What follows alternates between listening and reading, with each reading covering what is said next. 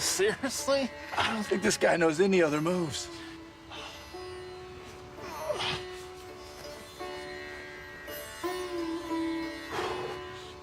Welcome to the Nissan pregame rush. Nissan, premier partner of the Heisman Trophy and the College Football Playoff. Temperatures in the mid-70s for this 104th Rose Bowl game. A sea of red. Oklahoma is officially crimson, just slightly darker. These programs have combined for almost 1,700 wins, 104 bowl games. Somehow they've never met until today, with a spot in the championship game on the line. Georgia trying to go home to Atlanta for the game next Monday. Oklahoma trying to get back there, win it for the first time since 2000. The Sooners have won 23 of the last 24 games. Georgia, coming off the SEC championship, their first in a dozen years. Sooners slight underdogs in this game. And here they come.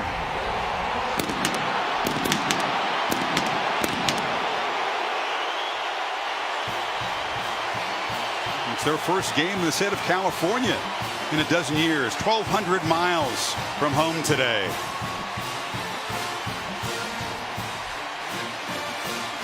Georgia has traveled 2,000 miles, longer than all their other road trips this year combined.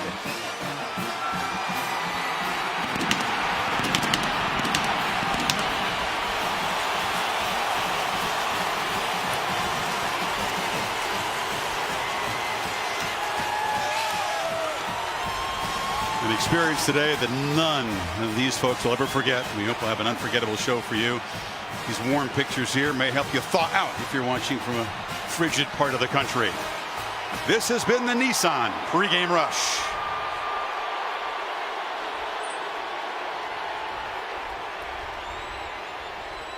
Captains on both sides ready for the coin toss. Baker Mayfield, and standing next to him is his blind side protector, big number 78, Orlando Brown. Defense represented by a couple of seniors, Stephen Parker, the safety, and their best pass rusher, Okoronkwo. There's Sony Michel, part of that tandem Kirk talked about, number 1. And Roquan Smith, the Butkus Award winner. Nick Chubb out there as well, as is Isaiah Wynn. Jeff Easer in the ACC with the coin toss. Congratulations on a successful season and your selection to the College Football Playoffs semifinal game. My name is Jeff Easer, and this is Jim Heisen. We're with the Atlantic Coast Conference.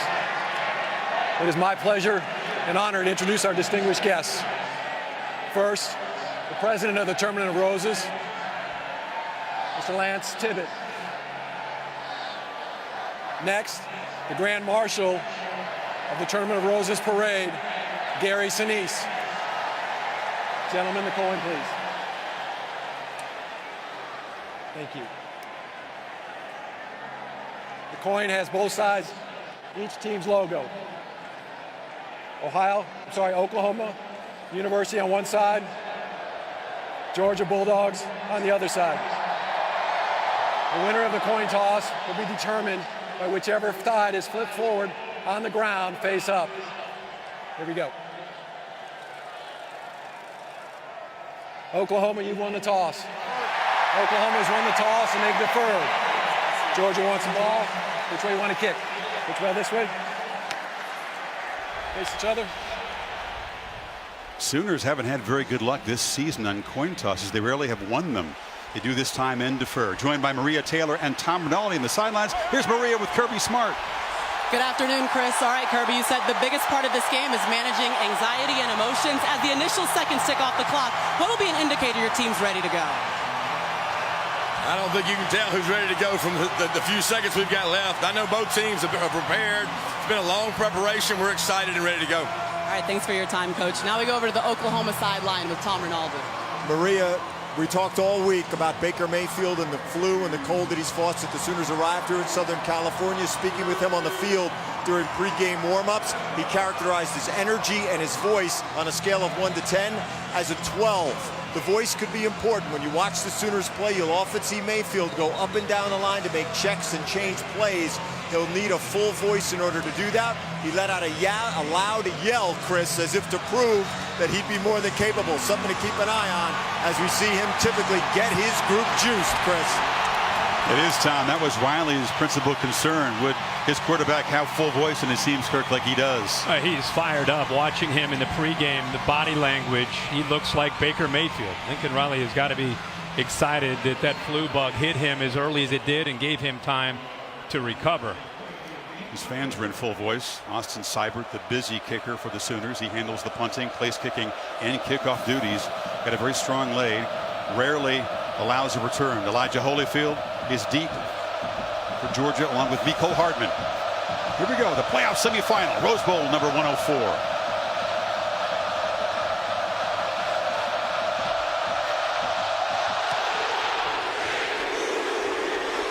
Seibert drives it deep. A touchback. And so we'll see Jake Fromm, who showed his poise and his talent as a Little League World Series star back at Williamsport. 12 years old, and one of those guys in a Little League World Series that just did it all. Made plays in the field, was a pitcher, hit home runs, and I think that poise early in his career as an athlete has really carried over throughout his high school career, and now, of course, in the early part of his career in Athens as a true freshman. His first career start in South Bend, night game, prime time under the lights, and of course got a win. And I think from there this team has really just fed off of his leadership. The senior Nick Chubb is the tailback to the left of Fromm. They fake it to him, and Fromm throws on the first play, and it's complete. And off and running is Javon Wims, and the talented receiver out near midfield.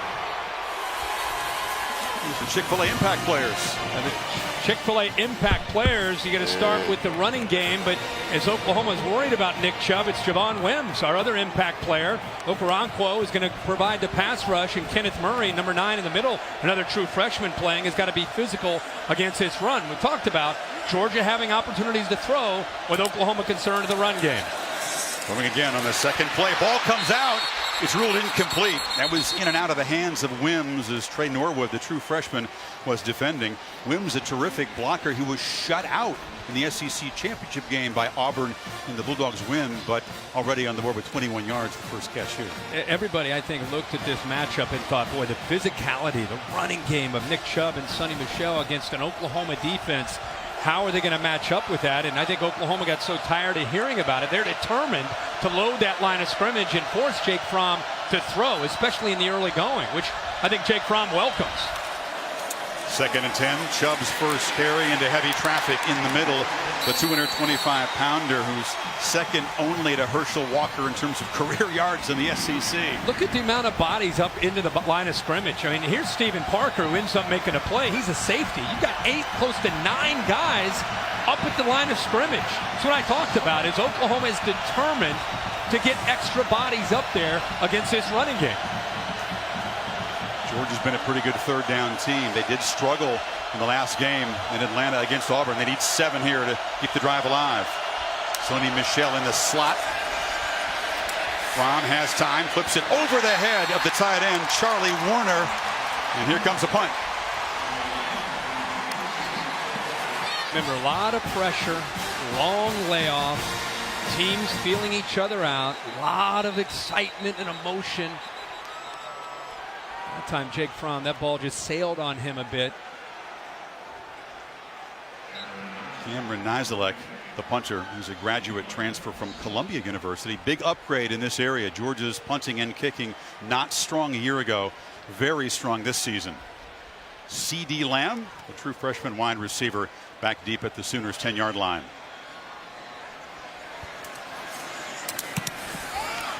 Nizelek boots it right up and over the head of Lamb, and it's a touchback. So the Sooner defense gets to stop to open this game, and now the Heisman Trophy winner, Baker Mayfield, and the Sooners will take over for their first possession.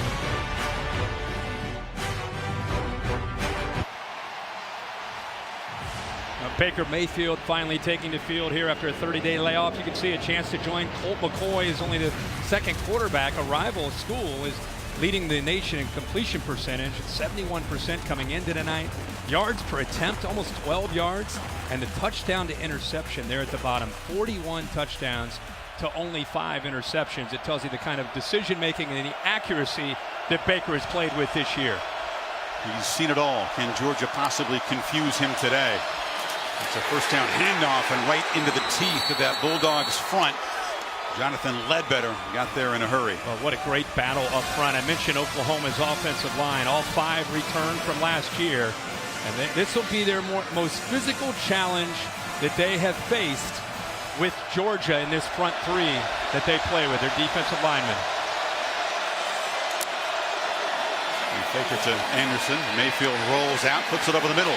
And the catch is made by Dimitri Flowers, the H-back, with first down yardage to the 36. He is a weapon in this offense. Yeah, he sure is. And that's where they like to get him. We showed that in the open, how he sneaks behind those linebackers off of play action. This is where Baker Mayfield can really crank it up.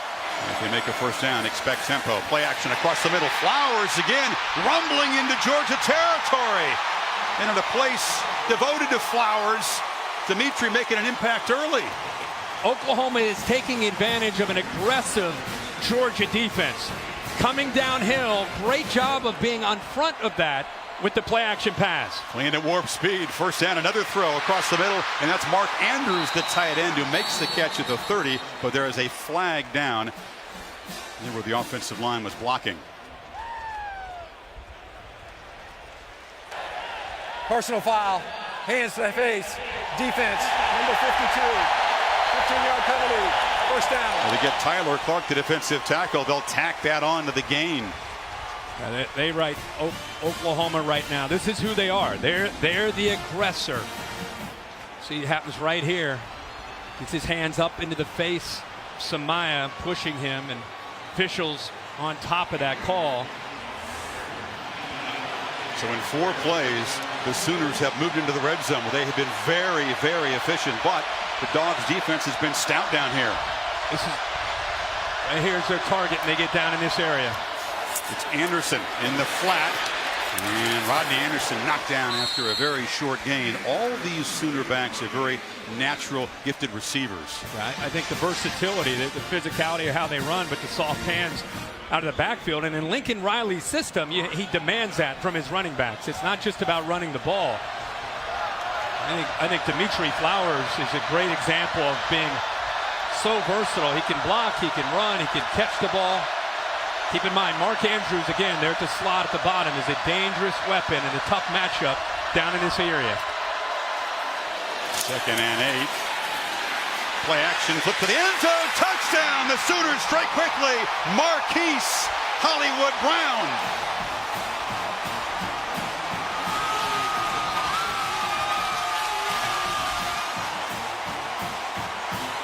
I think the quarterback looks fully energized and razor sharp. 4 for 4 on an 80-yard touchdown drive. It's exactly how Baker Mayfield and Oklahoma wanted to start the game. Defense gets Georgia off the field. The Sooners get the ball and go right down the field and put it on the board. Seibert adds the conversion. Wow, what a start. Yeah, a little bit of a miscommunication. Watch out, he doesn't reroute him to the right. Nobody puts his hands on Brown. Nothing at all to slow him down. The corner, Baker, didn't do anything. Watch how he didn't get his hands on it. Makes it easy to be able to get behind him. The safety's late in coming over, and Baker puts it right on the money for the touchdown.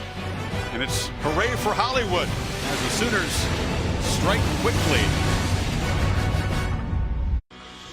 The Rose Bowl game, presented by Northwestern Mutual, is brought to you by AT&T, the all-new Accord from Honda, and Taco Bell, where you can experience the power of the dollar. Gary Sinise, the parade Grand Marshal, does tremendous charity work for veterans, particularly wounded warriors. The Grand Marshal, this parade watched around the globe. Meanwhile, here in the Rose Bowl game, Oklahoma has scored an opening touchdown for the 8th time this season, moving it right down the field. 6 plays, 80 yards. Mayfield to Brown.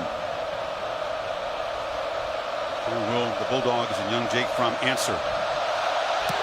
Seibert, another deep driving boot out of the end zone.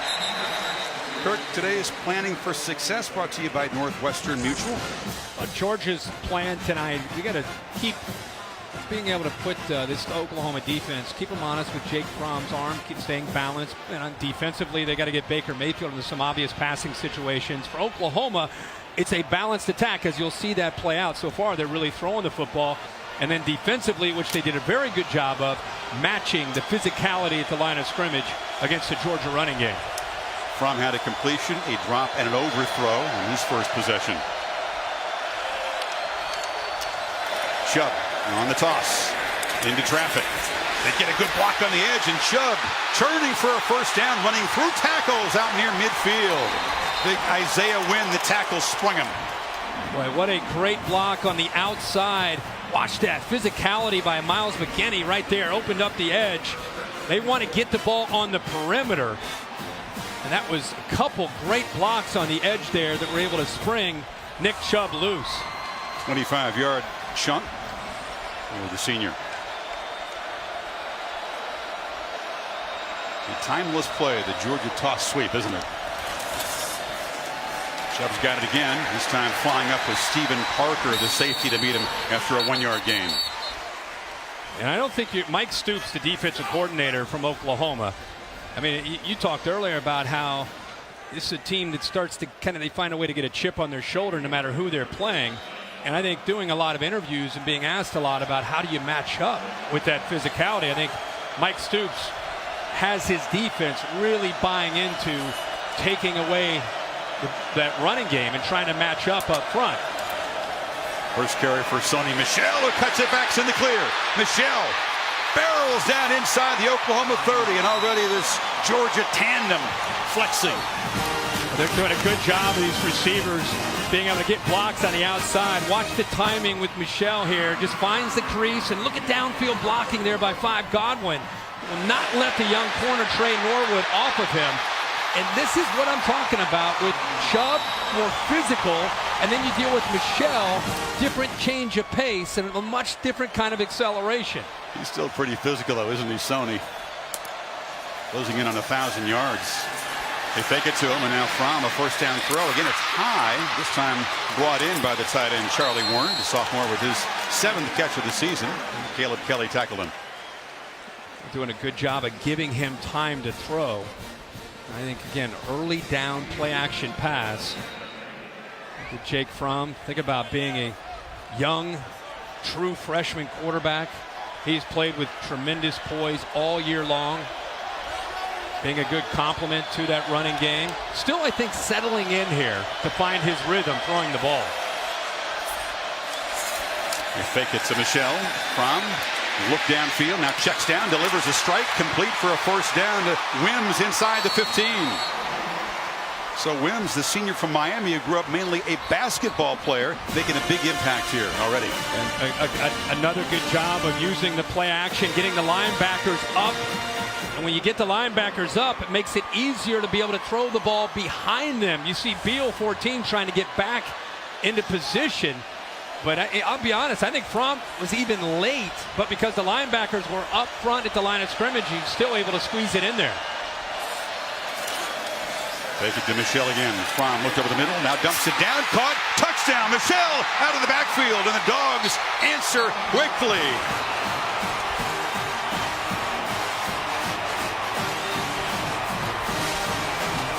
Running to set up the pass.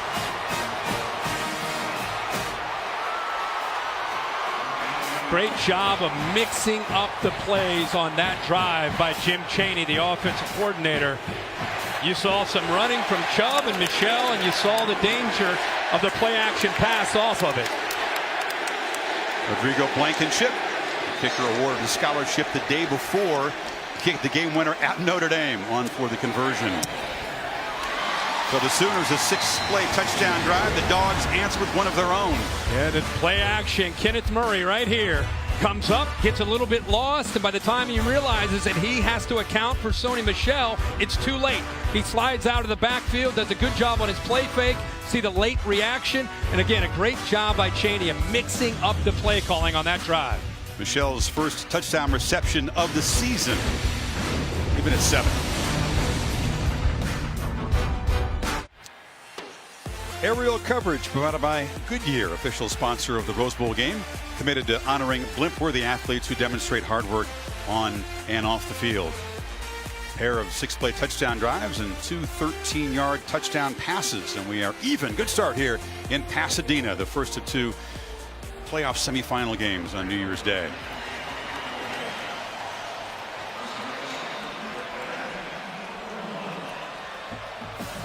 Marcellus Sutton deep for the Sooners. Lincoln shipped the booted away with that trademark black eyeglasses. He's worked hard in his distance on kickoffs this season, and that's a touchback. Now, Jake Fromm got his chance, Kirk, when the starter Jacob Eason injured his knee in the 3rd series of the season. You mentioned the Notre Dame game. He handled his business well, and he was just playing too well for Eason to get the job back when he returned from the injury. Yeah, I think it says a lot about the belief the coaches had in him, and he continued to play well. The team, I think, gelled around him, started to believe that he could make plays, and they became a dangerous team. The one setback at Auburn, then they go to Atlanta a few weeks later and avenge that with a win in the championship. Baker's numbers are just silly. More than 15,000 total yards coming in between his brief career at Texas Tech and his years in Norman. What a brilliant career that he's had as a quarterback for the team that he grew up loving and dreaming to play for, the Oklahoma Sooners. 2-time walk-on to Heisman Trophy winner. 4 for 4 in the Sooners' opening drive. They're slinging out of the backfield. And this is the very fleet Marquise Brown around the edge, picks up about 9, driven out by Dominic Sanders, the veteran safety. Kind of an extension of their running game. You know, you see a lot of the jet sweep a lot around college football, but with Oklahoma, not only are they going to hand it to him, but if you're not going to respect it and you leave a guy like Brown out in the flat who's got a little bit of space, they're going to flip it out there and pick up 9 yards.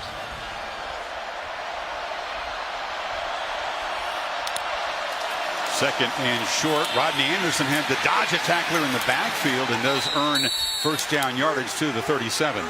It really is going to be a good battle up front. I mentioned how I know Oklahoma's played Ohio State in that great defensive line the Buckeyes have. Just the scheme itself. They play 3-4, and those 3 down linemen are stout up front. 3 backs in the backfield, and now Baker with his first downfield shot looped it over the head of his receiver. DeAndre Baker was covering Brown.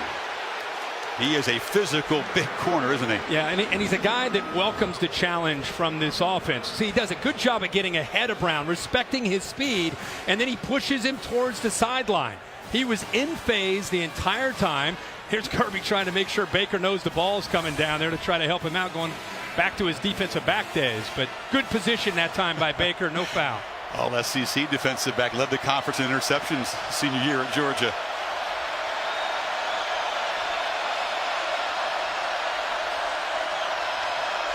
Second and 10. Baker just turns and looks at Anderson. There was some kind of deception there. Anderson off and running a stiff arm into Georgia territory, and Rodney Anderson rumbles down in the red zone. A huge game with a funky start to it.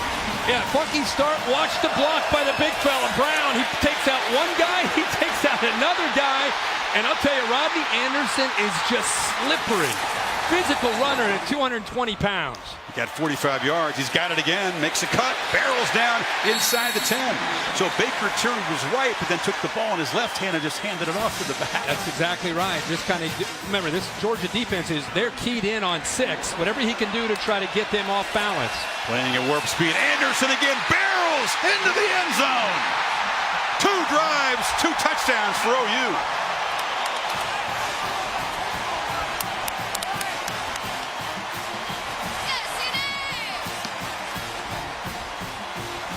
This is a defense, Kirk, that allowed an average of 13 a game. OU's got 14 in 2 possessions. And they've had 2 drives of 6 plays that have resulted in touchdowns. So much for Baker Mayfield and the flu bug. A 45-yard run by Anderson that set up his touchdown, the longest rushing play the Dogs have allowed this season. This is why the Georgia Defensive Brain Trust and Kirby Smart were so concerned. Watch the left guard, Chris, Ben Powers. Watch how he comes down initially down in the nose guard, then climbs up to the All-American Roquan Smith. By getting up to Roquan Smith, you let Rodney Anderson, with his physicality himself, to run downhill. He's going to run right through that secondary for a touchdown.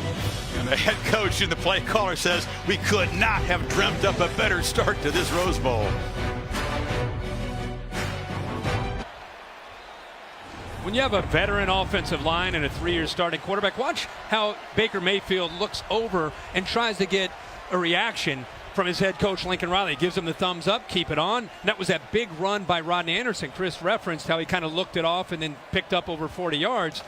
And then this is what you have to do with an All-American middle linebacker. Give him a lot to look at, and it allows the offensive lineman to get up to him before he can attack downhill into your running game.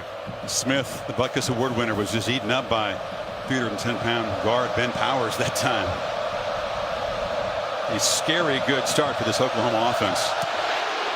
Seibert has been busy already, and for the third time just drives a line drive kick through the end zone. So time for Jake Fromm to answer again. We talked about his poise. I think he loves the outdoors as much as he loves football. He's a big fisherman, hunter, loves to hunt birds. And he posts a lot of the stuff on Instagram, so he shares his love of the outdoors. Wow, look at the shoulders on that bass. That was a big fish. I would say that the last drive was 3 runs and then 3 passes. First 3 plays were runs, and then it set up their play action. I think the mix is going to be very, very important for Georgia throughout this entire game. Jim Chaney, the veteran of 32 years coaching, calling the plays for the Bulldogs. He says that his quarterback here, Fromm, more advanced than Drew Brees was at this stage of his Purdue career. Chubb cuts it back. In a strong gain, first down yardage across the 35 before Parnell Motley wrestled him down. See, this is what is really hard when you defend Georgia. All the action is going this way, but watch what happens. Right here, now he's going to cut back. And that's the thing that Georgia's done such a good job of, and it keeps you honest on the backside. Chubb again, tries the left, and cuts it back. How do you like the matchup of Georgia's offensive line so improved this year against the Sooner front? Well, I think on paper it's a mismatch. I think Georgia has a group that collectively understands each other, understands this offense, and takes pride in being a kind of that physical offensive line with great backs behind them. And I think Oklahoma today, they're taking this challenge to try to meet them at that line of scrimmage and show they can play with the big guy. DeAndre Swift. And the jet sweep takes the handoff, and the Sooners were ready that time. That was Will Johnson, the safety, who dropped the very swift true freshman. You know how it is in college football. When a group collectively gets doubted, they have a tendency to rise up to the occasion. That night we were in Columbus when they played Ohio State. There was a lot of that doubting of Oklahoma, and defensively they really feed off of that. That's the approach that I think they took for this game. We'll see if it works out for them. Did pretty well against Auburn, bowl game, Tennessee a couple of games. We love the challenge of a physical SEC offense. Michelle and Swift in the game.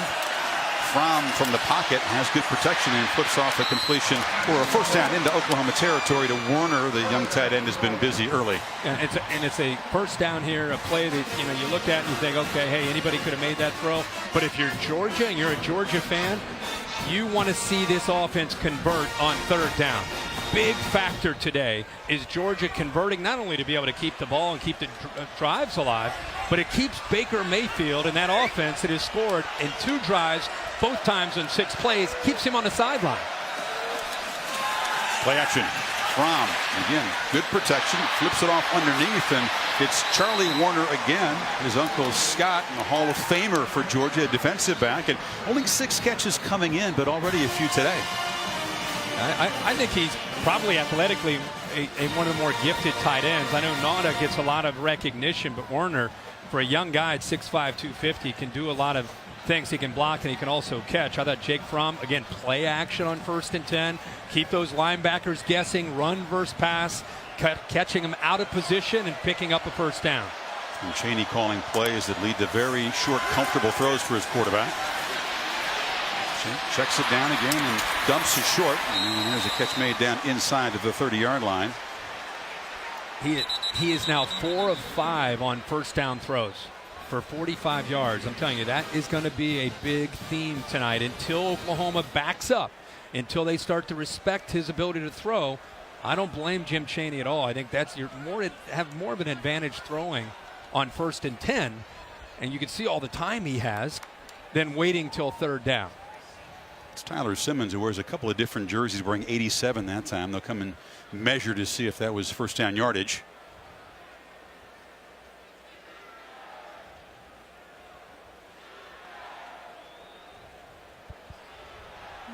Just about a few inches away on 2nd down now. Dogs don't typically get in a lot of shootouts, but this one has developed in the 1st quarter. Kirby's look at him over look there. at him. He's sweating it, isn't he? Yeah, I mean, he's happy that Jake Fromm and the offense have maybe found some answers and they're coming back, but he is still trying to talk to that defense. Guys, first 2 times, okay, this is what they're doing. You got to try to make some adjustments and just settle in. Get a stop, get some confidence on that side of the ball. This Georgia offense looks plenty confident. It's Chubb behind the physical fullback Christian Payne. See if they take a shot, needing just a few inches here on 2nd down. Yep, they misfire. They want to make it 2nd and 5 now. Yeah, Baker, the left guard. Ball start, offense, number 65, 5-yard penalty, 2nd down. Junior out of Atlanta has improved a lot this year. Plays hard, but a little over-eager that time. Yeah, Jim Chaney telling us last night, of all of the guys up front, that Baker's probably improved the most. It was one of their bigger question marks when they moved Isaiah Wynn out to left tackle. This Chaney, who also is the quarterback coach. Arkansas, Tennessee, most recently Pittsburgh. Purdue, as you said earlier, with Drew Brees and Kyle Orton. Chubb in the ball game. They flip it near side. This is Terry Godwin who makes his first catch, driven out right at the line of scrimmage by Parnell Motley. Is only 175, but played physical that time. That's the run pass option that's been a bigger part of this offense, and that gives the quarterback a decision to make. If you want to run it, you run it, and if not, if you think you can get the ball to the outside, flip it out there. Goes back to his baseball days, like a sidearm, just a quick pitch out there to try to give you a better chance, but Oklahoma defends it pretty well. Tougher to do RPOs into the boundary where there's not as much room to run. Dogs need 5 on 3rd down. They're in fringe field goal range for Blankenship at the moment. Here's the best pass rusher for the Sooners, Okoronkwo. They haven't pressured Fromm yet. This time he backpedals. They affect the throw. Flips it to Michelle, but the Sooners are all over the running back there. Motley made the tackle short of 1st down yardage. We show you before the snap, Okoronkwo. He actually fights through 2 offensive linemen. Great suddenness. An SEC type of defensive end. He gets through 2 offensive linemen, Cleveland and Andrew Thomas, a true freshman. And he didn't get to him for the sack, but he forces him to have to throw the ball earlier than he wanted to and allows the defense to rally to the ball. So here comes Rodrigo Blankenship, nickname of Hot Rod since he was a child. This is just a yard short of his career long. This from 48.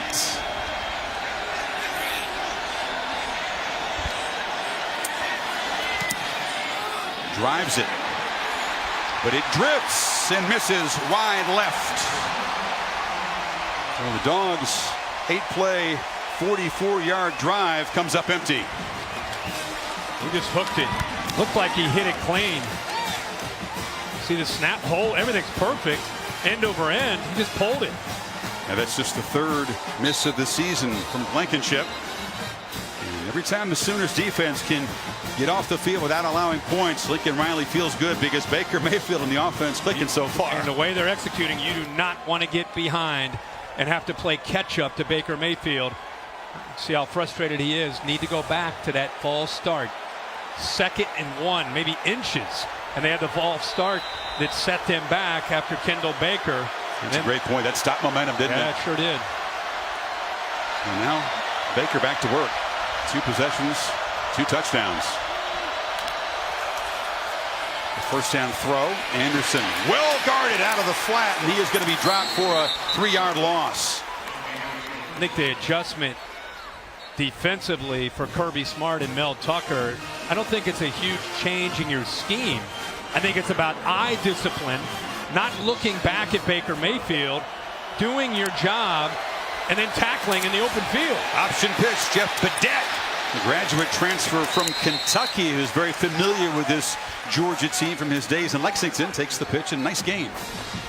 Yeah, they keep you guessing. I think that's what makes this offense so versatile. A lot of formations, they're balanced, they run inside, quick throws off those run-pass options. They throw the deep ball, they just spread you all over the place. Makes it very, very difficult to dissect for a defense. So much to see.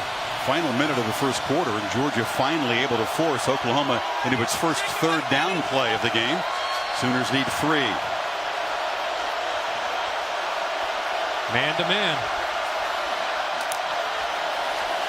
Mayfield looks left, delivers a strike, and that's Brown beating man coverage out near midfield. CeeDee Lamb, check it, the true freshman with his first catch. Yeah, CeeDee Lamb is a guy that I think has a chance to have a big game today. He's a true freshman. Put a lot of weight on since he's been at school. Good job with that move to the, sets it up with an outside move, gives him room to go back to the inside against McGee.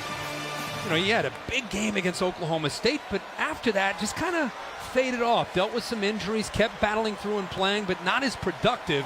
This 30-day layoff has really helped him get in a better position.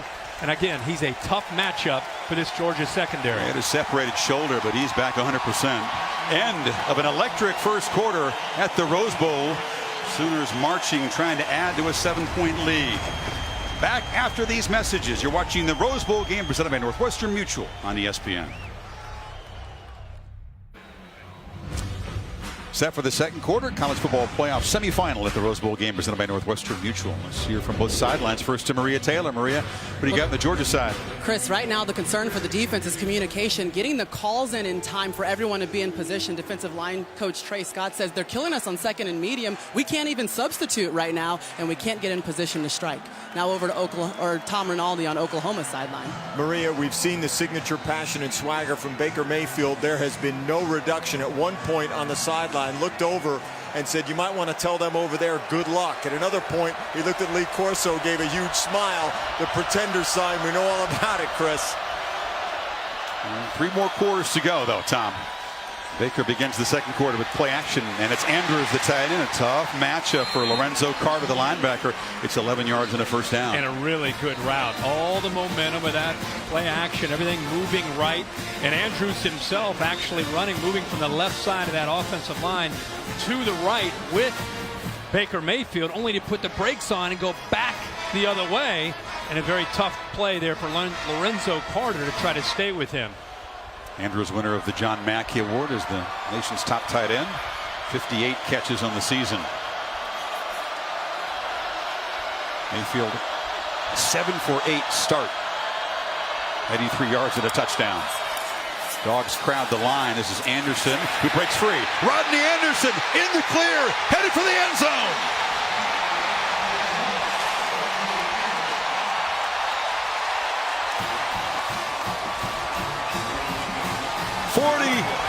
Yards. You said it, Kirk. This offense about a lot more than number 6. The balance has been there all year, and Baker Mayfield gets most of the attention. But as I said, when you talked about it throughout this broadcast, it's about being balanced and being able to run the football. Already over 100 yards rushing for this team, and when you can run the ball, it makes the play action and Baker Mayfield go. And he's right. Maybe he is right. You might want to tell them that they need some help because it's tough to defend them when they can run the ball. Seibert still perfect for PATs. 3 possessions. They've scored 3 times. Look at these linemen get up to that second level. I mean, you're letting him, and of course a great block by CeeDee Lamb. But when you're letting these linemen, Eric Wren the center, Ben Powers on that left side, Orlando Brown, they're putting a hat on a hat, and there's all that space, and CeeDee Lamb picks up Aaron Davis. There's nobody left.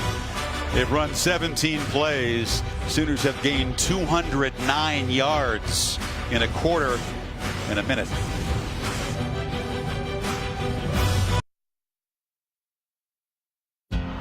Happy New Year, everyone.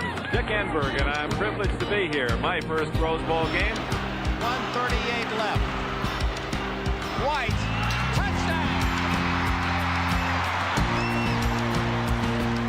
The legend, our friend and colleague Dick Enberg, very much on our minds today. He loved the Rose Bowl as much as anything he was involved in his legendary 6-decade career. He called 9 of these Rose Bowl games for NBC with Merlin Olsen in the 80s. His very favorite one was his very first. USC upset #1 Ohio State. Charles White was the hero that day. Seibert to boot it away again as the Dogs find themselves a couple touchdowns behind. And I know, Kirk, for you, coming of age in the Midwest, watching this game every year, Dick Enberg's calls were important. When you grow up in the Midwest, the Rose Bowl is iconic. And being of that age, my first memory, I was about 10 years old, of the Rose Bowl was at Rose Bowl. Ohio State and USC, Charles White, Art Schleischer on the other side, and Dick Enberg and Merlin Olsen. And I watched every single year, every play of the Rose Bowl. And his voice, as much as I love Keith Jackson, Dick Enberg for me is synonymous of this game and in the memories that I have of it. He felt it as well as anyone, and that came through, that smile in his voice. And as Dick would say, oh my, what a start for the Sooners offense and Baker Mayfield. Fromm and Georgia back to work, and Sony Michel breaks free. Michel in the clear, a foot race. What an answer from Georgia. 75 yards.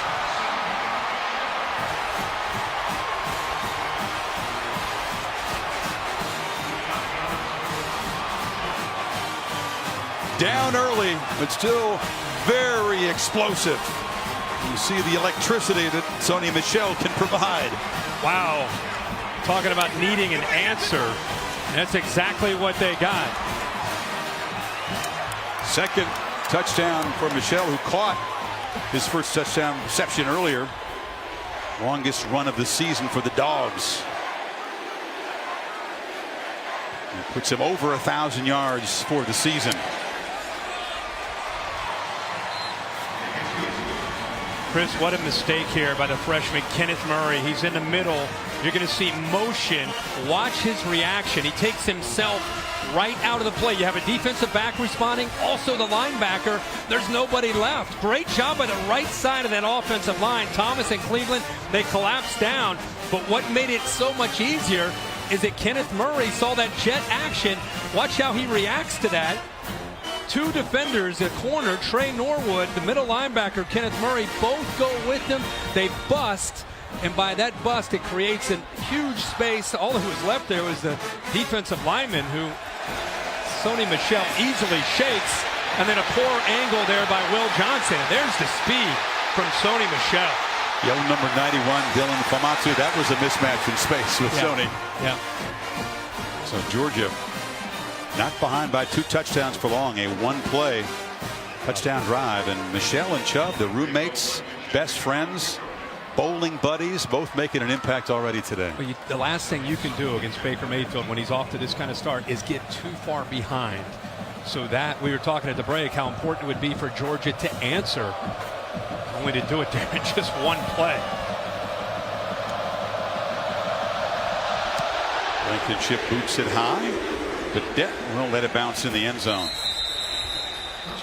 Well, after this developing classic concludes in Pasadena, it's off to New Orleans. The second college football playoff semifinal. Alabama, the number 4 seed, and the defending champs, top seeds Clemson, square off in the All-State Sugar Bowl in the Superdome. Your take on that game, Mr. Herbstreit? You're allowed to make a pick on that game. Yeah, sure. I picked Clemson in a close one. I think Kelly Bryant can make a play or 2 late in that game with his arm to be able to win that football game. I think it's going to be a very low-scoring game. How about Georgia? 7 games this year, they didn't allow 116 yards rushing in 7 games. We're just starting the second quarter, and they've already allowed 116 yards against this Oklahoma offense.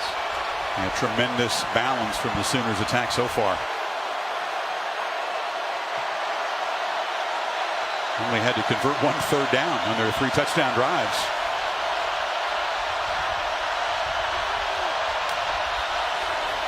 Mayfield looks downfield, now fires over the middle. Andrews, the tight end, goes up and makes a leaping catch into Georgia territory. He was wide open. Watch the eyes of Baker Mayfield. moved the linebacker right here. See his eyes looking to the left, moves the linebacker, and then goes right over top of Reggie Carter. I'm telling you, Baker Mayfield is a master of being comfortable in the pocket, moving safeties and linebackers, and then knowing that he's going to come back and make the throw, and he puts it up high where Mark Andrews, the big tight end, can go up and make a play. Third catch for the leading receiver in this Oklahoma team. 29 yards that time.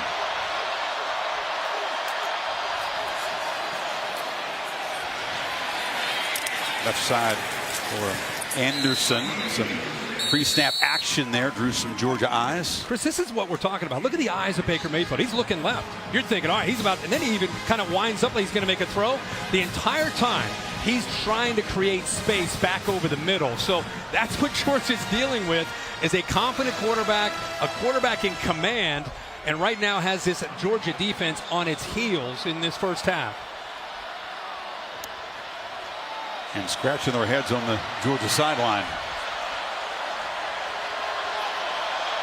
Dimitri Flowers joining Anderson in the backfield.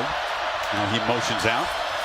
And Baker gives it off to Rodney, who bounces it to the edge and is wrestled down physically just inside the 40 by Lorenzo Carter. Here comes a third down play. Yeah, it's only the second third down of the game for Oklahoma. I mean, they've been moving the ball up and down the field. They're 1 for 1 on third down. Anderson still down on the field, Kirk, after that tackle from Carter, who's a strong dude, a 240-pounder. Let's take another look at the tackle. Well, I think it's all the weight that came down on him. It wasn't just Carter. Watch Jonathan Ledbetter, 13. He's a big guy, too, 285 pounds. He comes in there as well. It's a lot of manpower coming down on top of Rodney Anderson. More than 500 pounds, too. And they came down with some force. So as they attend to him on the sidelines, Trey Sermon, the true freshman from Marietta, Georgia, one of two guys who played high school football in Georgia on this Oklahoma team. But the obvious concern for one of the early stars of this game and one of the stars for the Sooners all season long. We'll take a timeout.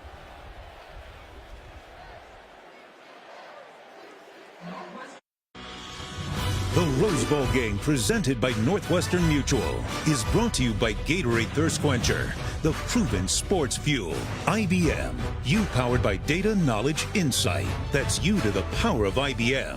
NISA, premier partner of the Heisman Trophy. And the Capital One Venture Card. Earn unlimited double miles on every purchase every day.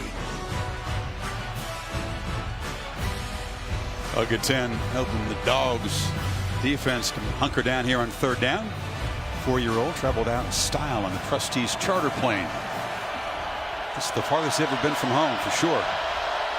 So Trey Sermon, number 4, is in the game, as is Andrews in the backfield along with Flowers, and Baker Mayfield keeps it. Quarterback keeper around the right end. Terrific design on the play. Easy first down inside the 30. Diamond formation. You see Flowers and the big tight end Mark Andrews. They're just going to lead their way, try to seal the edge, fake in here, and then you get him to the outside. This defense is so worried about the running backs. Scouting report tells you that Baker Mayfield, even though he's athletic, doesn't run the ball all that much. They save him for key moments just like that on third down.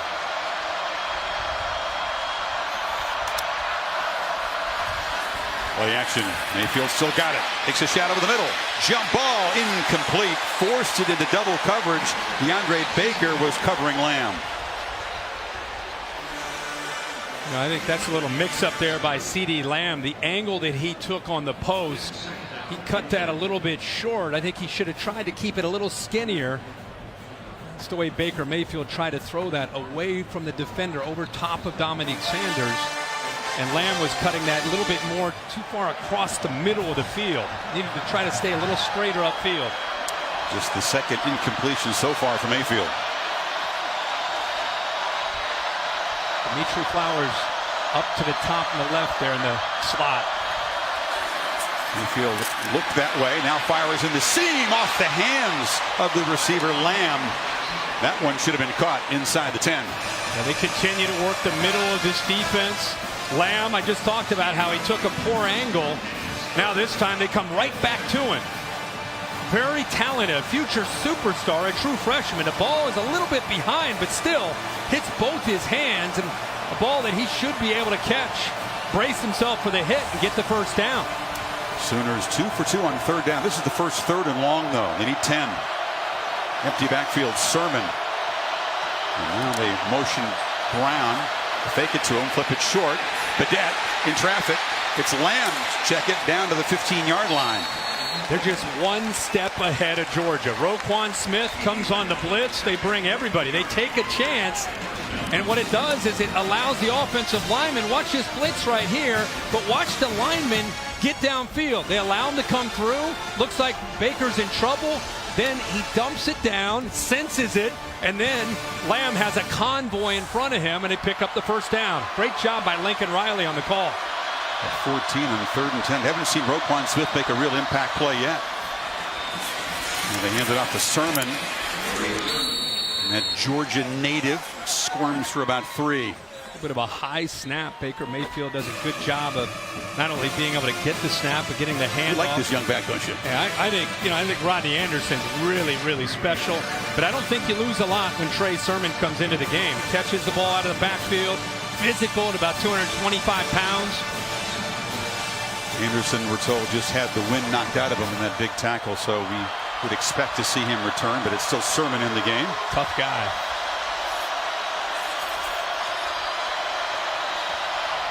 Sooners back in the red zone one more time. Mayfield across the middle in traffic. This time the catch is made by CeeDee Lamb. They go back to him a third time, and they got a first and goal. Nope. Now they're saying it's incomplete. Did not hold the ball long enough.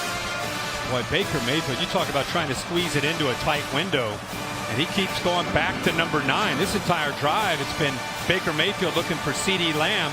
Good effort there. I think Aaron Davis, by not giving up on that play, I think his right hand got in there. I think he pulled that ball out of there away from Lamb. Great play by Davis, who Mel Tucker calls the most valuable player maybe on this defense because he plays so many spots. It's a tough series for the freshman wide receiver, and it sets up a 3rd and 7. Mayfield trapped, sacked for the first time. Tyler Clark, the sophomore defensive tackle, 3rd sack of the season. Well, this whole month they've talked about not trying to get upfield against the athletic and mobile Baker Mayfield, but collapse the pocket, which means the defensive ends have got to get upfield, and then they need to push from up the middle, and Tyler Clark, the sophomore that time, is able to provide that and comes up with a big sack. Seibert very reliable inside 40, 11 of 12 this season, this from 38. And no problem for the junior. So Oklahoma kept out of the end zone for the first time, but go back up double digits. The Georgia football team in 1942 left Athens and 4 days later arrived here in Pasadena to play in the Rose Bowl New Year's Day 43, where they shut out the UCLA Bruins. They blocked a punt for a safety, and then Frank Sinkwich scored the only touchdown of the game, the Heisman Trophy winner. They tried to pull the goalpost down. Charlie Trippi was named MVP of the game retroactively. Charlie, we expect, watching this Rose Bowl back in the state of Georgia. We send him New Year's Day wishes. Only previous trip for Georgia in the Rose Bowl. That's changed since 1943. A 4-day journey from Georgia on a train, huh? I love seeing that old footage of these games that have been played here. The trip home is better after a win. Yeah. Just the first kickoff opportunity for Mecole Hardman. Brings it out, slips a tackle, still going. Hardman, a dangerous returner out at the 35. A flag does come down late in the return. You don't want to give him too many chances, and Seibert's been able to knock the first kickoffs through the end zone. That time, before he had a chance. During the return, illegal block in the back. Receiving team number 24. 10-yard penalty. First down. Let's go back and look at that third down by Georgia's defense. Remember, they're trying to do a better job. There's Kirby Smart trying to make the check, make sure everybody's on the same page, trying to move Tyreek McGee over to make sure he's got Michael Jones, and then it's just rushing for. Something very important to remember, they did not blitz there. They rushed for, got the ends upfield, and then the inside guys, Tyler Clark and Jonathan Ledbetter, did a good job of getting the push. Smart's defense finally able to get a sack and force a field goal. So Fromm and company back to work down 10 from the 20. They fake it to Chubb, flip it near side here. Catch made by Wims, and he slips free. First down across the 30. Rangy receiver who played his high school football in Jacksonville, making a big impact here already. 178 yards out of 229 so far for Georgia have come on first down. So they're doing a really good job of being aggressive. We talked about how they're going to throw on 1st and 10, kind of break some tendencies. It's really worked out well so far for Jim Chaney. Chubb, Swift, and Harrion in the game. This is Swift on the end around, a gain of about 3. Right, so far, even with that success from throwing the football from Fromm, who is 10 of 12 for 91 yards here so far in this game with a touchdown, Oklahoma's not coming out of that aggressive look. They're still, especially on the earlier downs, still loading up that line of scrimmage, respecting that running game.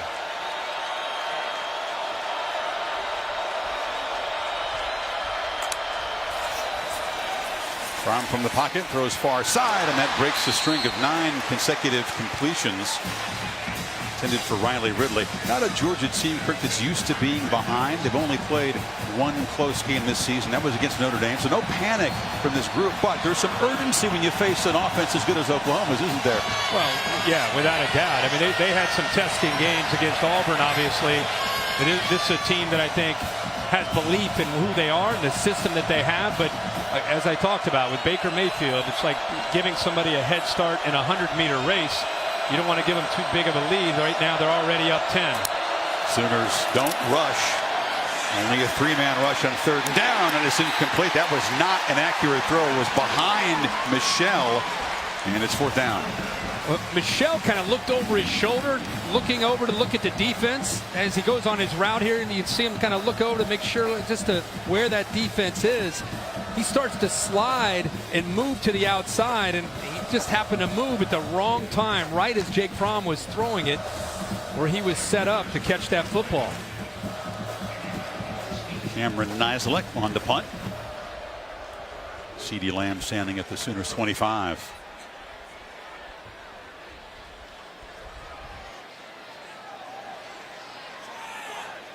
Nislek has an econ degree from Columbia.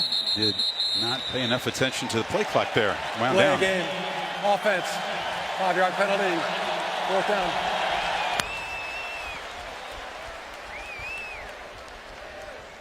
Nislek, who moved to Athens from New York January 2nd, 2017. It's almost a year ago to the day. Said he wanted to continue his punting career. Good choice, Georgia. Ended up in the Rose Bowl here.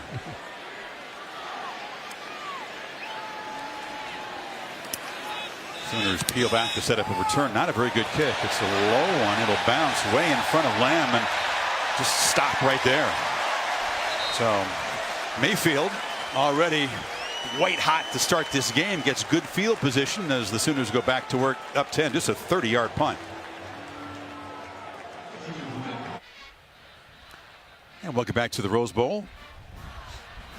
Taco Bell student section there. Taco Bell's brought the best of the regular season to the college football playoff by creating the Live Moss student section. Today, picking up the tab for tickets for 500 students from each school at the Rose Bowl game, presented by Northwestern Mutual, the All-State Sugar Bowl, and again at the National Championship game in Atlanta. So the Sooners back to work here. Chance to stretch the lead, mindful they will get the football to begin the second half, Kirk. So some urgency now for this Georgia defense. This is a big series. Touchdown, touchdown, touchdown, and then a field goal for Oklahoma in their 4 possessions. Anderson back in the game, cuts it back. Another strong gain, dragging people near midfield. Think about what must be going through this Georgia defense's mind. I mean, coming into this game, they've only allowed touchdowns on 19 of the 153 drives that they've faced. That's 12%. And already 3 touchdowns in the first 4 drives. 2nd and 3. Mayfield, all kinds of time rolling, trying to create something on the fly. Cannot escape. Knocked down there by David Marshall, the defensive end. 2nd sack for the Dogs. And that's a big-time play by David Marshall. But I'll tell you, the secondary deserves the assist. This is called plaster. Plaster means you have to stay on your receiver. Look in the background. Look at the receivers. Look at the defense staying with those wide receivers. Good job taking away any options that Baker Mayfield has downfield, and eventually Marshall gets to him. Baker thought he was going to get away, and Marshall, a great job just grabbing him by the shoe, sets up 3rd and 12. And Lincoln Riley sees the coverage, makes the check from the sideline, and Baker Mayfield gets the call of the team.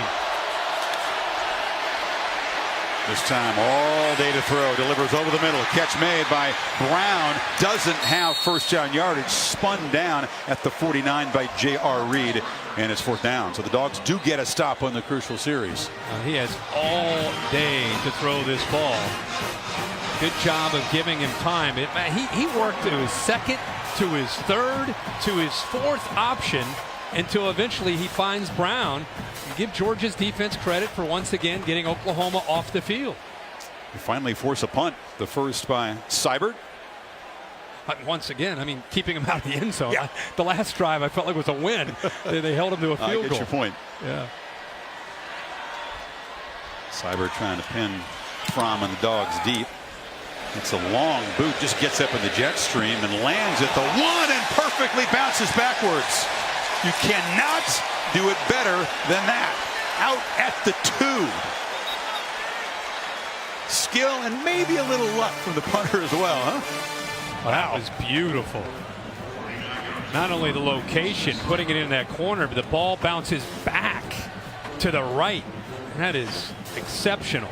AT&T pylon cam gives you a view. The ball bounced at 4 feet from the end zone and then just spun backwards. How rare is it to see a punter slash kicker being able to do both? You just don't see that anymore. He takes great pride in doing all 3. Kicks off as well. He's punted a lot fewer times than he's kicked off because OU's offense has been so productive. So now Fromm and the Dogs backed up. Chubb lined up 6 yards deep in the end zone. Takes the handoff and a quick burst. Chubb breaks free. Gets the edge. Nick Chubb rumbling. Churning out near midfield. Parnell Motley saved the touchdown. Georgia backed up no more. Watch Kenneth Murray, the middle linebacker, take a wrong angle. He's going to follow this double team, but the linebacker in the middle takes the wrong angle. He busts a gap, and it allows Nick Chubb to be able to get right through there in a poor angle. Watch, Kenneth Murray takes the wrong angle. And there's another defender, Will Johnson, the safety coming down, takes a bad angle himself. And just like that, they're out of their own shadow, their own end zone. Pressure and a sack on first down. Not fooled by the play action was the safety, Stephen Parker, who came flying in. That's the Sooners' first sack. Charlie Warner just didn't see him, the tight end, 89. He's right here, and here's where he's going to sneak in and come in. Watch 89. He's kind of looking around. He's got to be able to kick to the outside along with Sonny Michel. Somebody's got to pick him up. I think Stephen Parker was the most surprised of anybody that he came free and was able to get to Jake Fromm. We talked about Kenneth Murray, the true freshman, who plays fast and plays aggressive, but he's been out of position a couple times. And not just freshman quarterbacks, freshman middle linebackers under the gun today, too. Fromm fires downfield. It's one of those back shoulder fades they throw so well, but that time Javon Wins could not beat the coverage of Trey Norwood. Trey Norwood, very, very fortunate. We keep saying the word true freshman, the 2 words true freshman, and here's another one. Norwood 13. A little hesitation, a little stop and go by Wims, and you could see the freshman never even knew the football was thrown. He was fortunate. With the ball underthrown, the receiver coming back, a lot of times you'll see pass interference. But Fromm loves that throw, executes it perfectly, has thrown it thousands of times in his life, and has a real feel for that play with Wims. Probably see that again. 3rd and 17. Good protection. They flip it off short. Michel trying to escape, but he's going to be spun down at midfield, well short of the first down. That time Murray wrapped him up. Not that Georgia's into moral victories, but considering where they were when they started this drive, they were starting at their own 2-yard line after that punt. You imagine if you have a 3 and out and you have to punt the ball from inside your own 2-yard line or inside your own 5-yard line, you're going to give the ball to Baker Mayfield probably in plus territory. So that big run, if nothing else, flips the field here and puts Oklahoma a little much deeper to start their drive. Good point. Nislek, who had a 30-yarder the last time, boots it high, and he'll try to pin Oklahoma back. And the third catch made by Lamb at the 10-yard line. So 3:28 until halftime. Sooners trying to add to the lead. Well, the leader of this team from Georgia's defense, Roquan Smith, we've just not called his name much at all tonight. You know, it's been a good mix of run and pass. When it's been run, you know, he's been picked up by linemen. When it's been pass, he's been lost in coverage at times. And I think he's the guy that's got to be able to get this defense going. He's got to start making plays. Much like Baker Mayfield provides the spark for Oklahoma, Roquan Smith has been that guy because he's made so many plays in the first Butkus winner that they've had in school history. Off to a little bit of a slow start. 113 tackles. He's a tackling machine. He's got 44 more than the next highest tackler on this defense. I think he's still trying to feel this offense out and figure it out. Sermon's in the game, and he's got the football, and he's got a crease. The freshman off and running. Gets a downfield block, barrels ahead, a physical finish to the run, and that fires up the OU sideline. Well, this is two backs in the backfield. Rodney Anderson goes in motion and leaves Sermon back there. Look at the two linemen up front.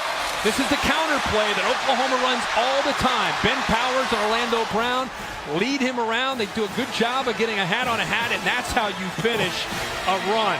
Sermon, who's from the state of Georgia, runs right through DeAndre Baker. 31-yard gain. Great job spelling Rodney Anderson. He's back in there now to the right, and he's got the football, and he's stopped at the line of scrimmage. And then last two plays, putting, again, a little bit of a change-up, putting both the backs back there together, Anderson and Sermon. And as it may not seem like a big deal, but when you're changing formations, it affects communication for the defense of Roquan Smith and the linebackers. Now you see Sermon check out. You see a wide receiver, Michael Jones, check in.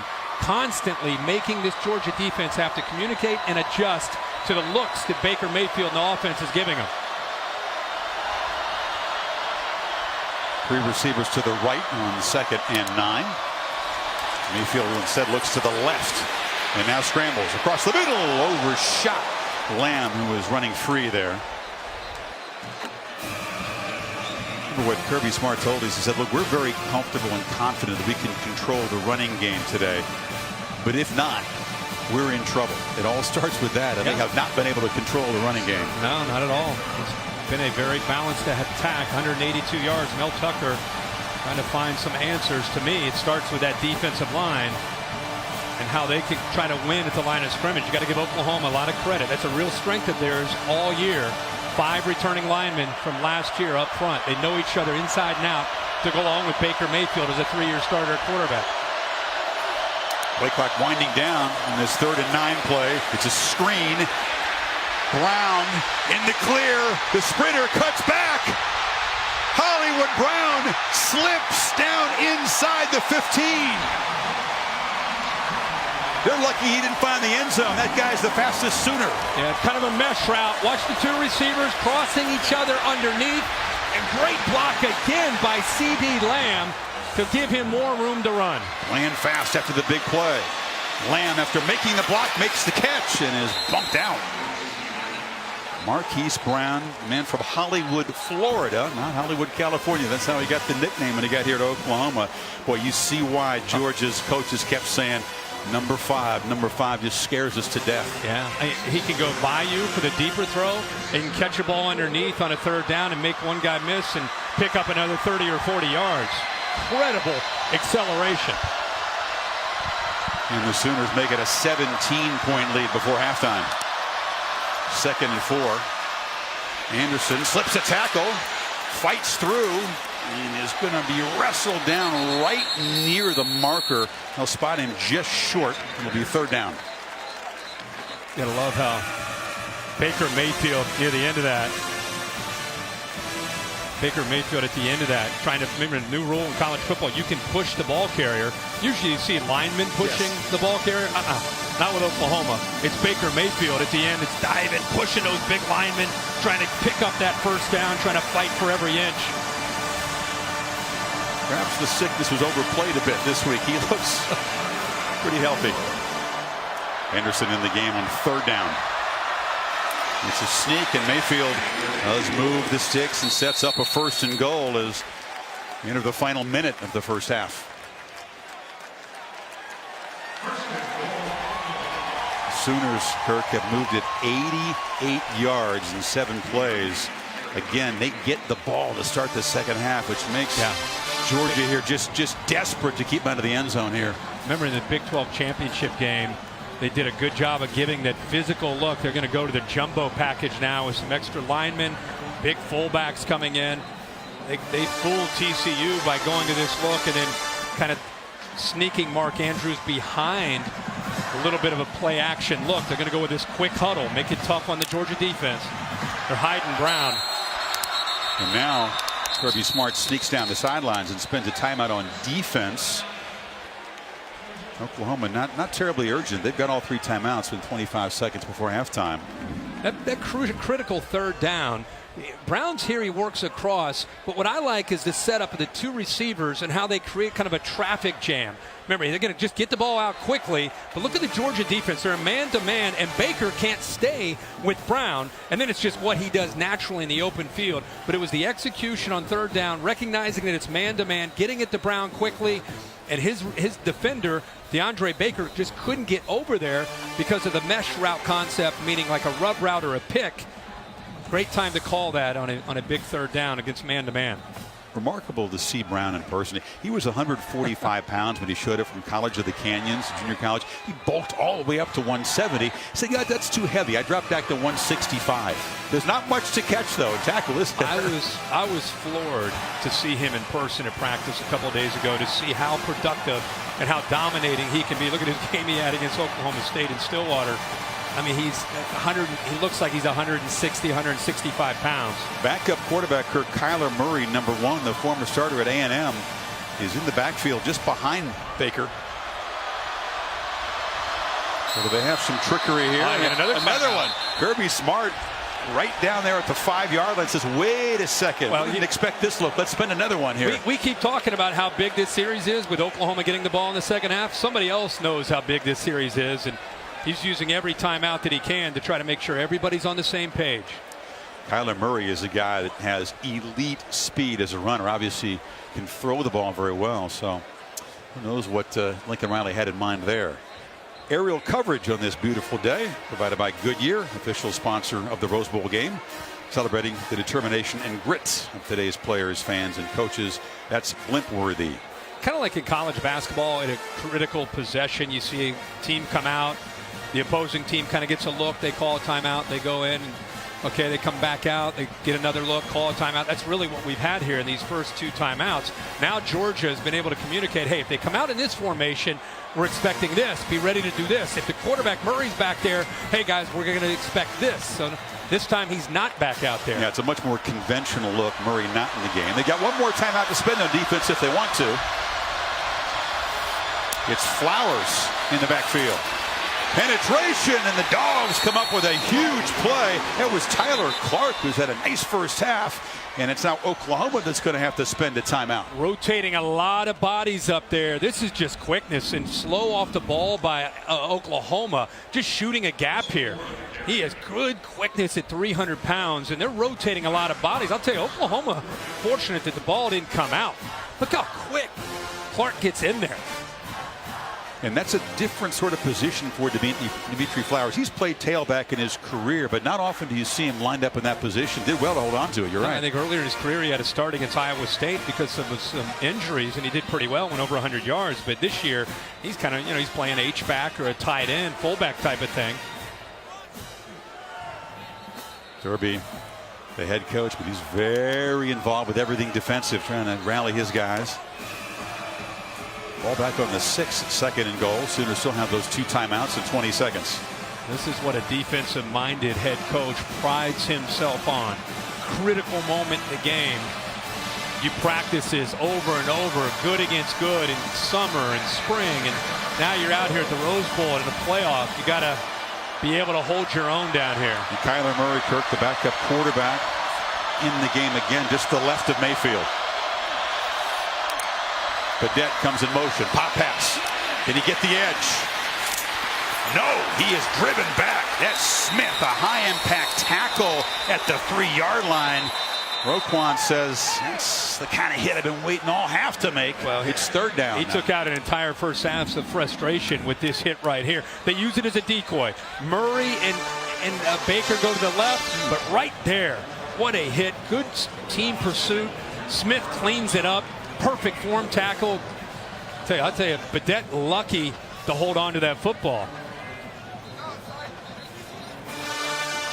You could hear it. Badette, we mentioned, comes from Kentucky, graduated there, transferred here for 1 season. Knows all about this defense.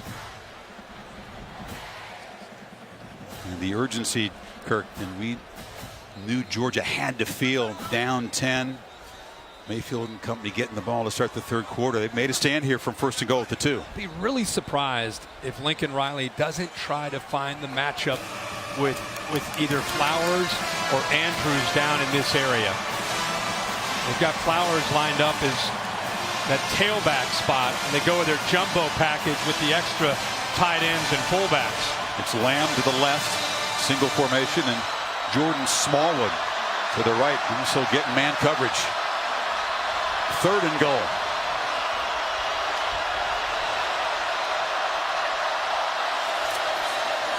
It's a reverse. Lamb throws it to the quarterback, and Mayfield catches a touchdown pass.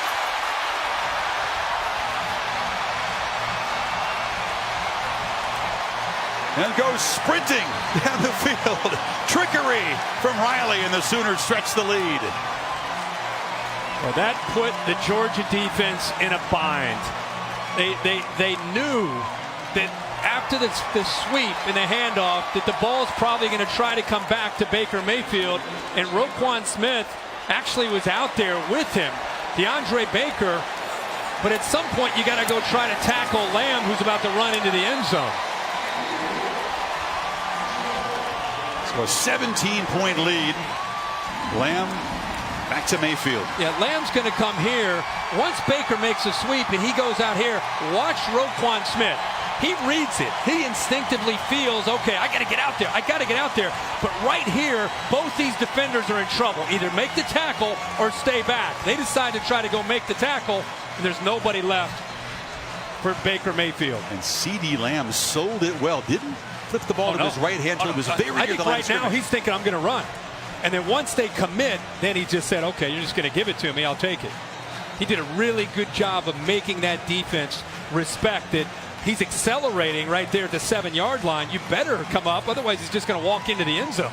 Really, it was an either-or situation. The Georgia defense just in a real bind there. Look at the prettiest throw, but he'll take it.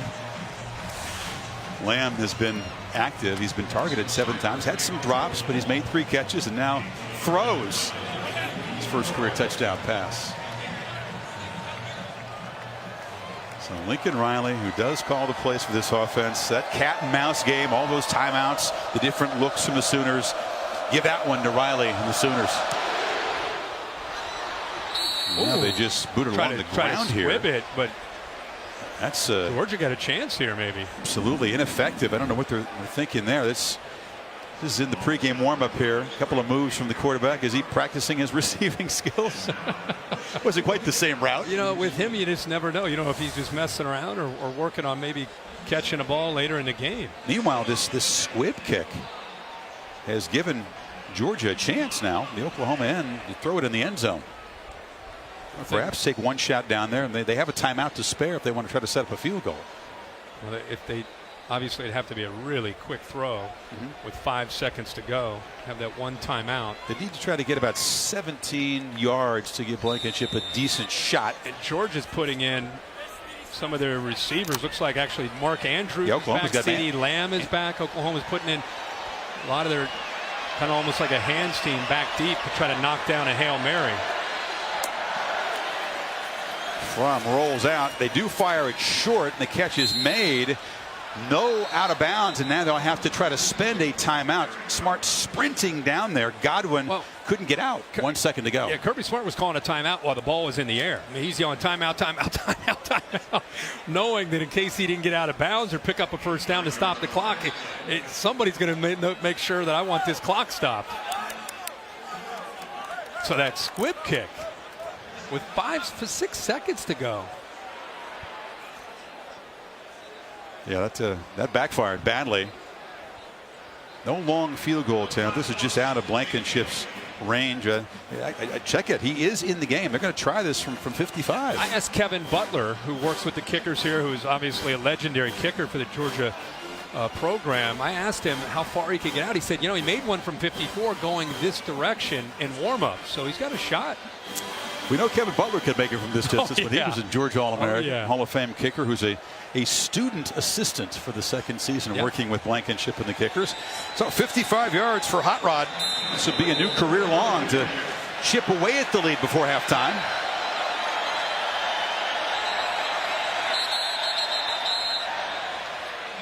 And now it's Oklahoma that's going to spend a timeout just to make sure that they're ready for a potential fake here. Wow. All the questions coming in. How would this high-powered Oklahoma offense, fast and furious, deal with all the speed of that SEC defense? And Mayfield and the Sooners touchdowns their first 3 possessions. The Dogs defense began to get some traction as the half went on, but that touchdown a moment ago puts Georgia in a 17-point hole. The last thing you want to do against Baker Mayfield is give them a fast start, because when you play catch-up, not only is it tough to do, it goes against really what your strength is as a team. Georgia wants to control the clock. They want to comfortably run the ball. Jim Chaney telling us, if we could be 60-40 run to pass and kind of who we've been, that's our identity all year, that would be ideal for us. But now, with this hole that they've created for themselves, it's a totally different way of approaching the game as they go into the second half. These 3 points are critical. This would be huge going in at halftime for Georgia. Blankenship just missed earlier from 48. This by far the longest of his career.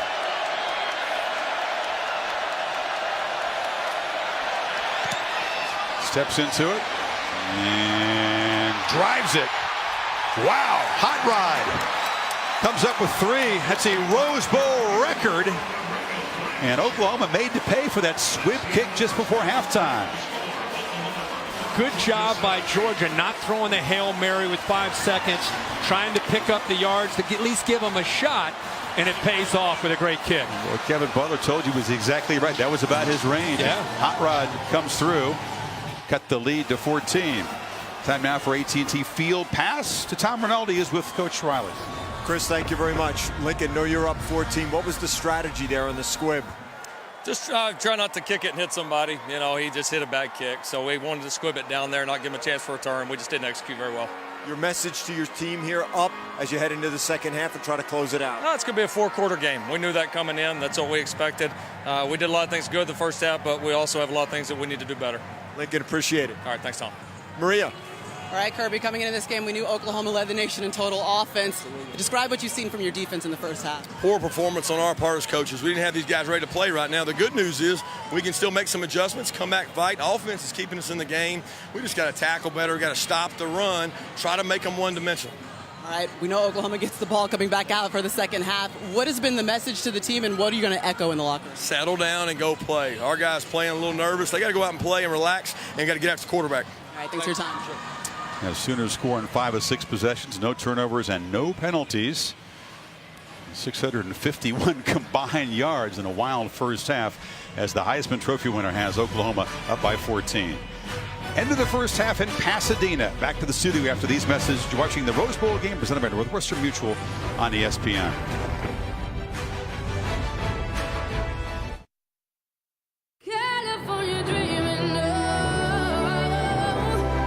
The playoff semifinal, Rose Bowl number 104 of the granddaddy of them all. Touchdown! The Sooners strike quickly. The Dogs answer. Anderson heading for the end zone. Mayfield catches a touchdown pass.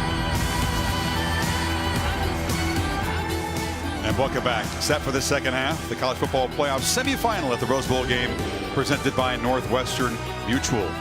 A dizzying first half of the offenses. 6 touchdowns, couple of field goals. The Sooners having their way. The Dogs offensively almost on a 600-yard pace, but only ran 28 plays. They were only 1 of 5 on third down, so couldn't extend drives and play keep away from Mayfield. Yeah, the third downs hurt them, and I think getting behind really affected how Jim Chaney wanted to try to attack. He told us last night, we talked about, what are you going to do? How are you going to try to attack?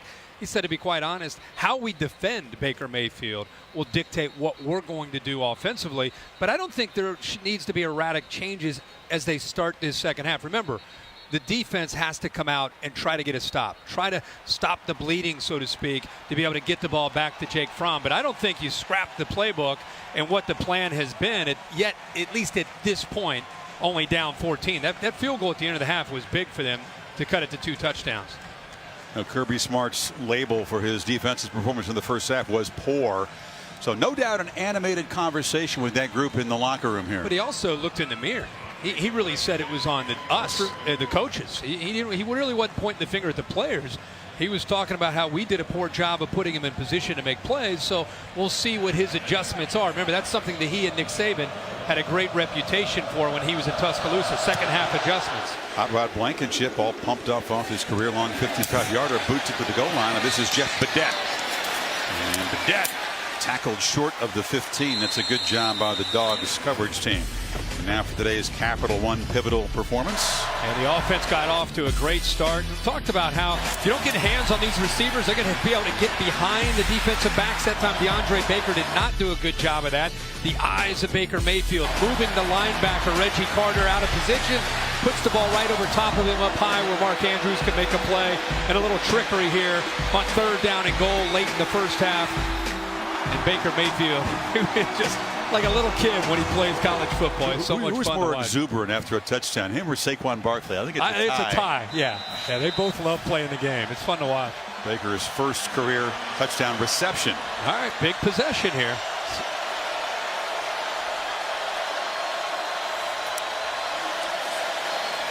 That's Anderson. Cuts it back. Muscles for about 2. Of course, there's that counter play to start this first half. They pull the big left guard Ben Powers and Orlando Brown, kind of a staple of Lincoln Riley's offense. Anderson, a couple of touchdowns, almost 9.1 yards per carry in that first half. There's big Orlando Brown, the unanimous All-American, one of 3 unanimous All-Americans on this offense. That is special and rare, folks. Mayfield and Andrews the others.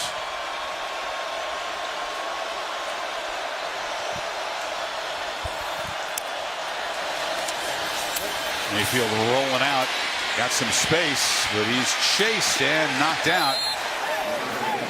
Reggie Carter, speedy linebacker, ran him down. It'll be 3rd and long. He was trying to slip his H-back to Dimitri Flowers out into the flat, but it was great penetration, good speed by Georgia. Remember, Natrez Patrick is out, been suspended for this game, and Reggie Carter, who's played a lot of football as a senior, showing the speed that he has to chase Baker Mayfield out of bounds for a short loss. Sooners 6 of 8 and third down of the first half. They need 9. CeeDee Lamb getting single coverage to the left of the quarterback. Mayfield's looking to the right, gets it out, and Brown is going to be knocked down just short of the first down. So the Dogs defense gets a crucial stop. Jonathan Ledbetter, the defensive lineman, tracked down the little receiver. That's exactly what Georgia needed to do. They got him to 3rd down and long. Baker Mayfield has been playing on his terms in his first half. When he has seen 3rd down, many times it's been 3rd and 2 and 3rd and 4. This time 3rd and long, he hits the pass, but the speed of that Georgia defense keeps him short of the first down. Mecole Hardman is back deep. Out of respect for him, they squib kicked at the end of the first half, but that was poorly executed by Seibert, and it gave Georgia a chance at the field goal. Hardman takes this punt and will sprint to the edge, gets some blocks. Mecole Hardman swerving, curving, and knocked down finally at midfield. He is a dangerous guy. He's speedy and he's shifty, and he makes things happen on the return. He's one of those guys, he gets the ball in his hands, you just hold your breath. Dogs take over now at midfield. 21-yard return.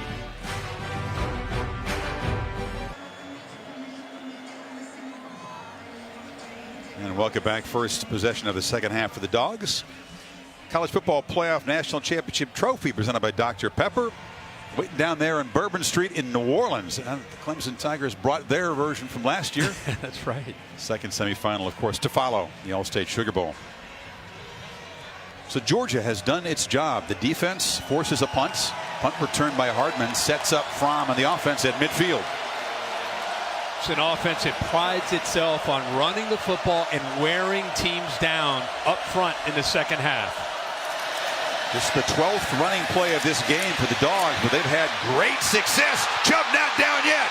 Churning and chugging to the end zone.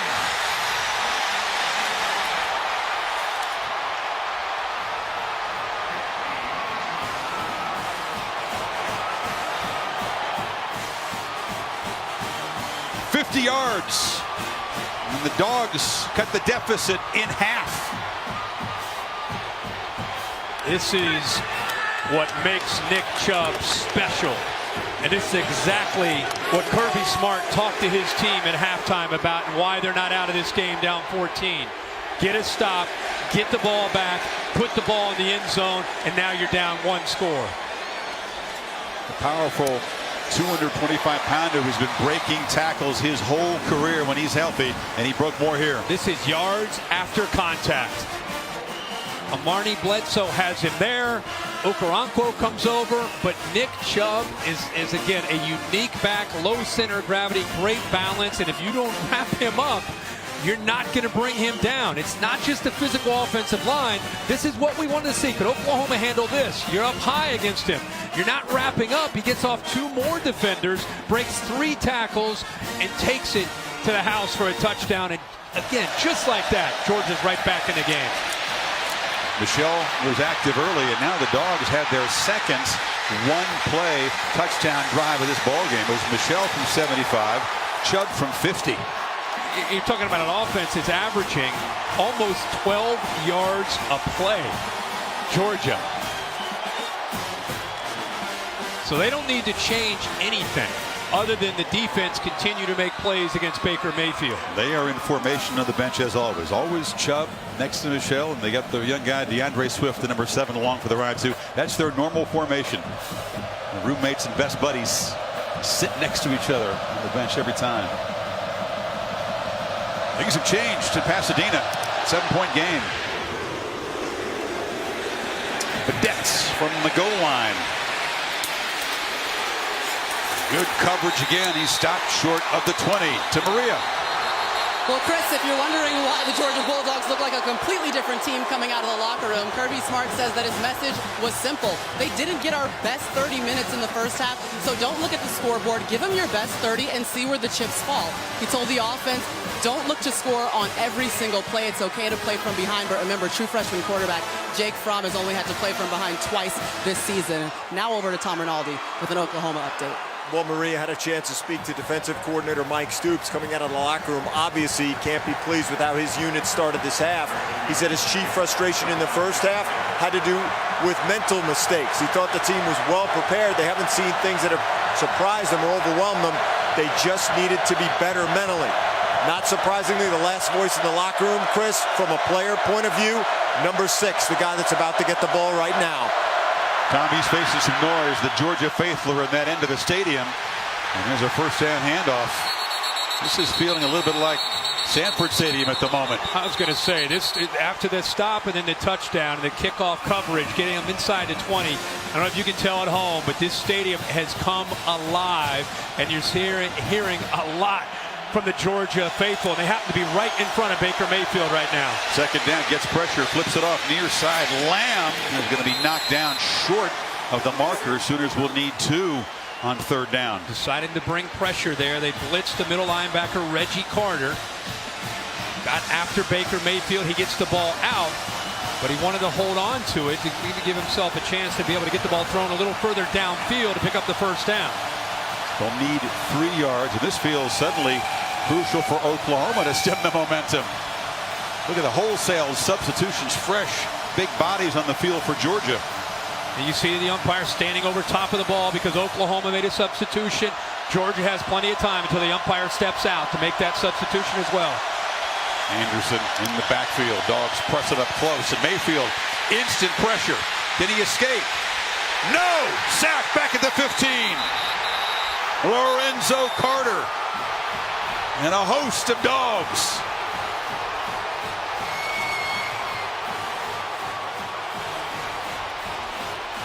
They bring it, pressure right here and right here, right up the middle. Roquan Smith, the leader, forces him out of the pocket. Watch Aaron Davis right there, keeps him contained. They wanted to be able to contain the creativity, not let him get to the outside, and Lorenzo Carter there as well to help clean it up. He scored in 5 of 6 first half possessions. Now a pair of 3 and outs. Momentum has been wrestled away by the dogs, and Hardman standing at his 40 trying to set up the offense in great field position. Seibert with a high boot. Hardman lets it bounce. Shouldn't have. That'll cost Georgia about 12 yards.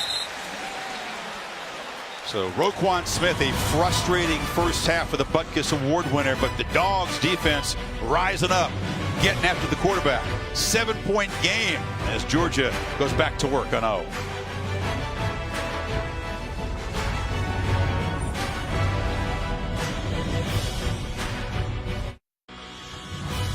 The Rose Bowl game, presented by Northwestern Mutual, is brought to you by Allstate, official protector of college football fans, and AT&T.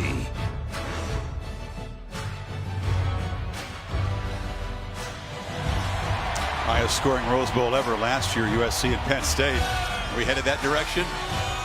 Georgia has claimed momentum. Could not have been more perfectly executed. Kirk, stop, one play touchdown drive, the run by Chubb, another stop, and they get the football back. Not only the football back, but the momentum as well. It was a 17-point lead, 6 seconds before halftime. Michelle in the backfield. He's got it.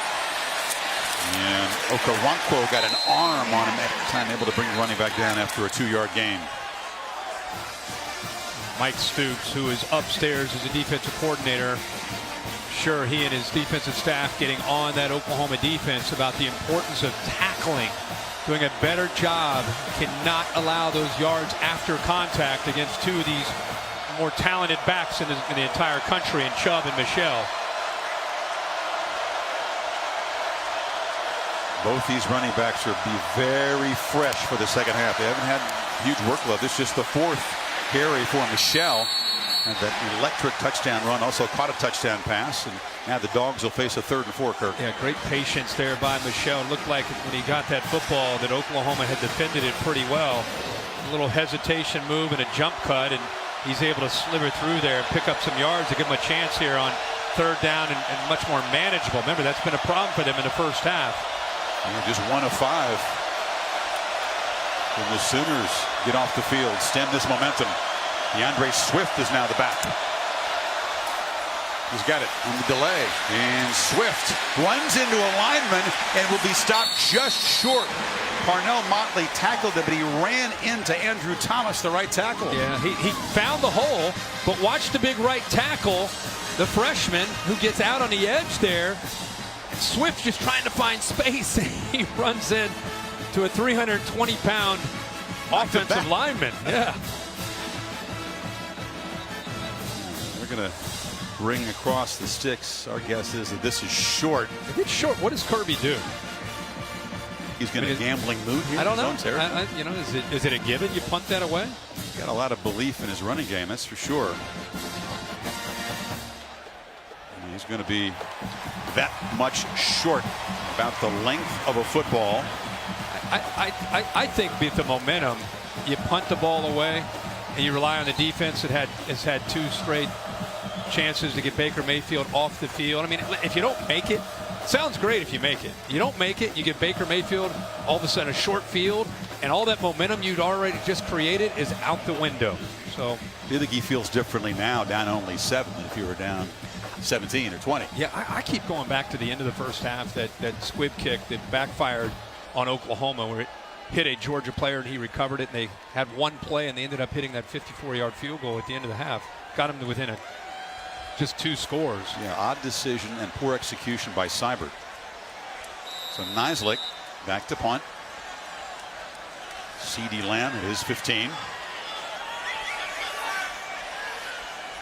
Dogs trying to induce Oklahoma to jump offside. Doesn't work. And now Nislek gets a booming punt away. Lamb let it bounce over his head, and it is going to roll dead down inside the 5. So each team has executed that perfectly. And Georgia's coverage team down there at the 2-yard line. Yeah, Simmons does a good job at getting downfield. Sometimes you see these gunners get downfield and they're so excited to get on top of the ball, they knock it into the end zone. This time he gets his body between the goal line and the football. And in college football, just keep that ball out of the end zone. It's down inside the 1.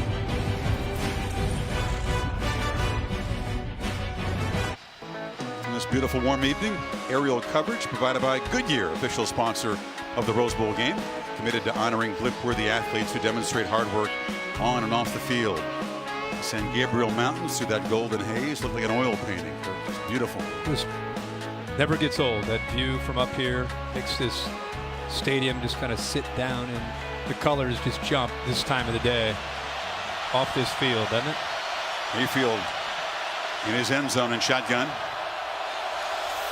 And the diamond formation again. A high snap is collected. And muscling ahead for a couple of yards is Anderson. See how adventurous Lincoln Riley as a play caller is down here with a 7-point lead. Well, he has confidence in Baker Mayfield and that veteran offensive line. You can see how the game started. The 3 touchdowns, the field goal looked like they couldn't be stopped. But since then, the punt, touchdown, and the first 2 possessions to start the second half, 2 3-and-outs for Oklahoma. Mayfield harassed in the end zone, escapes and scrambles. First time we've really seen that today as the quarterback moves the 6 with his legs. Yeah, it's a designed quarterback, kind of a counter. He follows the right guard and the right tackle around Samia and Evans. And, you know, again, you got to account for him. You know that he doesn't run the ball a ton, but backed up like this, he is still a threat and a weapon. And that time they caught Georgia sleeping and picks up the first down. You got to trust your blocking to do that from the end zone. A flea flicker. Sermon to Mayfield, who lobs it to Andrews, but over his head. Dogs were not fooled. In coverage was J.R. Reed. Well, that is great coverage on a big tight end, and Mark Andrews right here. Watch how he just sneaks back there, trying to catch him, maybe biting up on that flea flicker, but he does a good job of keeping his eyes on the receiver. Andrews tried to sell it like he was just kind of lulling him to sleep, but unable to do that. Pretty good coverage there by J.R. Reed and great awareness. Both offenses have an affection for the flea flicker. I think we might see one from the Dogs today. 2nd and 10. Play action. Mayfield steps up, escapes, a pump fake, but Roquan couldn't get into the ground. You talked about the strength, Kirk, of Mayfield. He's beefed his body up. Got away for the Butkus winner there, but short gain. But Roquan Smith, kind of almost like in that spy mode where he drops back, but he knows you got to be ready for the quarterback scrambling and taking off, and he's able to at least slow him down and allow the rest of the white jerseys to get there and keep him well short of that first down. 3rd and 8. They got a pretty good hit there on Baker Mayfield there at the end of that play. He's got to hurry. Play clock at 2. You get it off. Handoff on 3rd and long. Anderson in the clear. First down and much more. Finally dragged down from behind at the 40.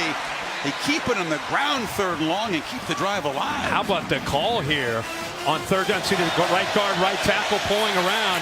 Georgia's expecting Baker Mayfield to be back in that pocket. Nobody there, and Rodney Anderson, one of the more underrated running backs, I think, in the country, just kind of slivers through there and picks up more yards. And remember, they started this drive back at their own 2-yard line, and now they're out to the 40. 25-yard run on 3rd and 8. Only the slip really slowed him down. They just caught Georgia out of position there. Mayfield again snaps it at 2. Has time, now running out of time, and he'll be dropped. Good coverage. Jonathan Ledbetter eventually got to the quarterback. This is exactly what Mel Tucker and Kirby Smart wanted to see. This is how you deal with an athletic quarterback that can scramble and create. Don't let him step up, and don't let him get outside. They're not necessarily in a rush to get upfield to give him lanes to step through. They're just trying to squeeze him, and they've done a very good job of that for the most part tonight. Got off the block of the Outland finalist Orlando Brown that time. The 4th sack by the Dogs. And 2nd and 18, pressure again. Back-to-back sacks. Tyler Clark has been a beast, and DeAndre Walker came in the blitz. A little stunt that surprises the right side of this offensive line. You see movement and push from Clark, and then the athletic ability and a hesitation move here to the outside by Walker. You see the right guard, Drew Samia, just caught off guard because of how sudden Tyler Clark got through there. The big defensive tackle had cleared it out for DeAndre Walker, who's had a great second half of the season. He got in there and got to Baker Mayfield. What's Mayfield have on 3rd and 27? Well, a safe call. Anderson this time is going to be dragged down, and well, you wonder, an unheralded guy like Tyler Clark just stepping up on this enormous stage and making plays for the Dogs defense tonight. The right side of the offensive line from Oklahoma can't deal with the combination of his power and his quickness. And even when they tried to block with 2, they've not been able to deal with him, and we'll see how that continues to unfold. Both he and Ledbetter, their strength and their quickness have given Oklahoma problems up front. So the Sooners move backwards after they had gotten the ball out near the 40. And now Seibert to punt. There are a pair of Georgia receivers. And Mecole Hardman will take it with a fair catch at the 29-yard line. So the Dogs defense looking befuddled in the first half, rising up and shutting out Oklahoma so far in the 3rd quarter. Georgia back to work, down by 7.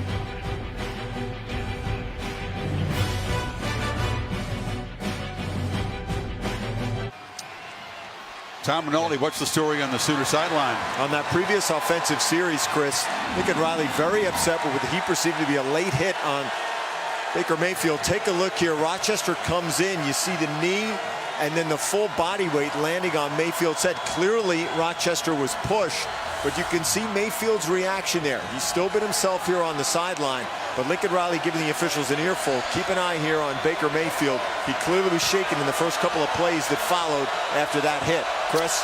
Because he was pushed, it is not a foul, but it was painful. So here goes Fromm, and that Dogs running it back to work from the 29. A first down throw, pressure from the backside. They get the ball out quickly, and Terry Godwin, a first down catch to the 40. Soft coverage, brought the blitz from Stephen Parker.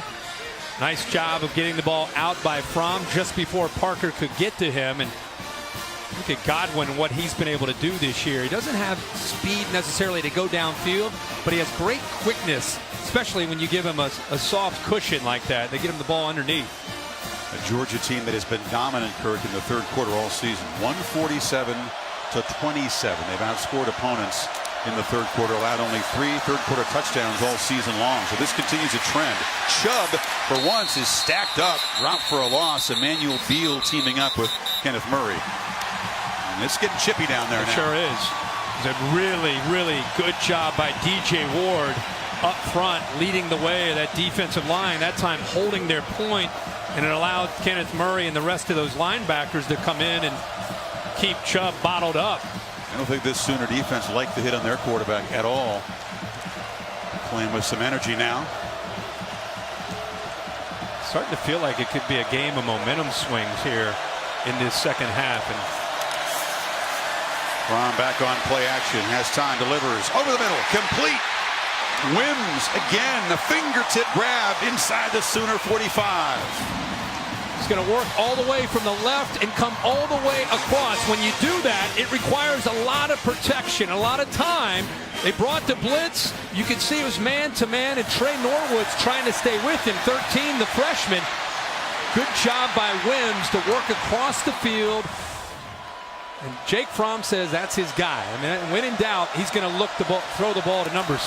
He's been the top target today with 4 catches. They have a chemistry. Wims again coming to Georgia after a couple stops at different colleges, but clicking with this freshman quarterback over the summer. Yeah, he's a great target, especially in the red zone at 6'4". Put the ball up in the air to make big plays for this offense. To Maria on the dog sideline. Jake Fromm, when he first got to school in January, the first person he called, guys, was Javon Sims. They have been running routes and practicing together since last January. And Wims said he did not want to show up. It was the one time that he had to himself, but Fromm pushed him into it. And now Fromm back to pass, surveying the field, lobbing it out of bounds. Well covered there was Wims that time. They were not going to let number 6 drift out of their sight. He ran the same route, but it was a different coverage. Previous coverage was man-to-man with the freshman Norwood. This time you see Will Johnson there. He came down, was able to help out. And that's exactly who he was looking to throw the ball to. Now what's the call here, Kirk? Can they convert on the 3rd down? It continues to be a problem for the Dogs. Just 1 for 6. They need 7. Final minute of the 3rd quarter. Don't forget about Michelle out of the backfield as a real weapon, especially on 3rd down. From directing traffic, running out of time. They just get the play off. Michelle in the clear. Sony Michelle barrels down into the end zone. The hat trick for number 1.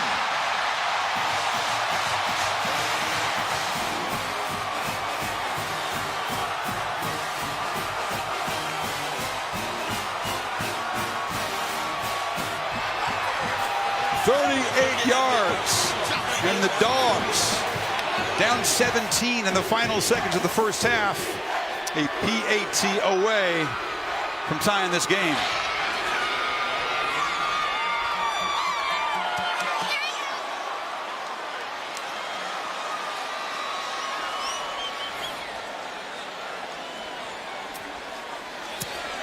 The Chubb and Michelle tandem going to work. Jim Chaney made a really good point to us last night. Things that get overlooked at times. This is what the freshman does, Jake Fromm. Look at the right side of the offensive line. There's no one there. Jake Fromm goes away from the left, back to the right, something that often gets overlooked, but just getting out of a bad run play into a good run play. Give Jake Fromm a lot of credit for making the check at the line of scrimmage. That's a lot of game prep. This is what's really separated him from Jacob Eason. This awareness and an ability to make a check in a game like this, see the weakness of the defense, get Michelle the ball, and he's off to the races. Off the charts football IQ, just a rare feel, decision-making and poise from Fromm, and Michelle just tiptoes down the sideline. He's caught a touchdown pass and run for a couple. Just stayed in. In and in for the touchdown. AT&T pylon cam showing you the delicate footwork of Sony Michelle. Oh, that's a great shot. But again, that just, you know, sometimes we look at quarterbacks and we want to see the great passes and so many different things that they do, but a run check, getting out of a bad play and into a good play, so easy to overlook. Boot by Blankenship is returnable. Vedette hesitating, waiting for some blocks to set up, and is able to scoot out of bounds on the edge, short of the 20-yard line. Well, we've got a great one brewing here, and Clemson and Alabama, the trilogy, awaits in the All-State Sugar Bowl directly after this Rose Bowl game. Coverage again on ESPN. Of course, they've split the last 2 national championship games. Very high scoring, Kirk, each with 10 total touchdowns. You feel like a far fewer points scored tonight. I think it's going to be a low-scoring game, field position game. Who gets the turnover advantage? I think it's, you know, like a 24-20 type of game. I think Clemson is going to win a really close one. Oklahoma has had the lead since the first quarter when it was 14-7. No longer. And Marquise Brown, the receiver, in the backfield, lined up right behind the quarterback along with Flowers and Anderson. It's a different look. Option look. They get it to Brown on the edge. Dogs able to crowd him to the boundary. Sanders forces him out, short gain. Really nice job by Dominic Sanders. Incredible. You think about how much football he has played. He's making his 52nd career start tonight. That's a lot of football. Opponents of Georgia have been game planning against number 24, trying to find a way to keep the safety out of the mix for 4 years. They haven't often succeeded. Sooners, and they squeeze in a play before the end of the quarter. They're blitzing him again. Mayfield delivers incomplete across the middle. Tight coverage again by DeAndre Baker. Quarterback knocked down. And that is the end of the third quarter. Quarter dominated by the Dogs. They score a pair of touchdowns to get the Rose Bowl game even at 31. 15 minutes to decide a berth in the national championship game. You're watching the Rose Bowl game presented by Northwestern Mutual on ESPN.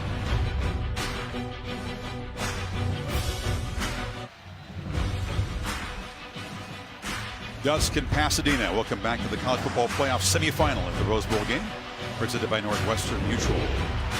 Final quarter. It's going to be the Dogs going home to play for a national championship, or the Sooners to survive. Just 29 yards of offense for Oklahoma in that third quarter. Georgia had 130. And as the final quarter begins, Baker Mayfield is facing a 3rd and 10 at his own 18.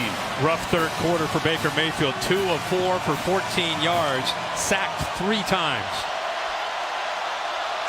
5 sacks by Georgia equals the season high given up by this Sooner offensive line.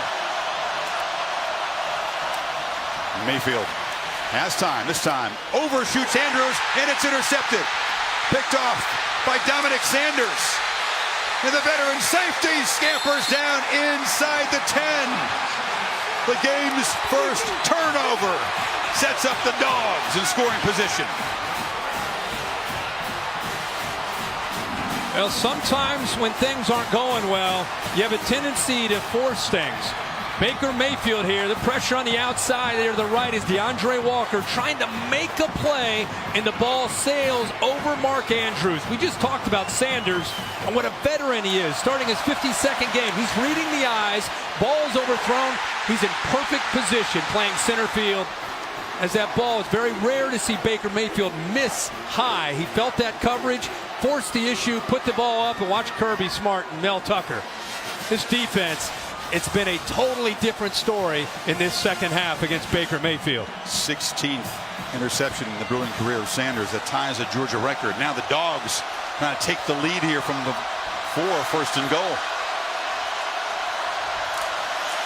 Chubb hit by Okoronkwo in the backfield and nothing doing. That's how you chase that down from the backside. Okoronkwo has such great speed. Run away from you, you collapse down, chase it down. He has that kind of speed where he can have an impact. Better idea to run at him, isn't it? Yeah, a lot of times it is. I mean, he's kind of one of those tweeners, 240, 245 pounds, notice for his pass rushing ability on third downs. But if you run away from him, he does have the speed to be able to chase backs down. DeAndre Swift to the left of the quarterback.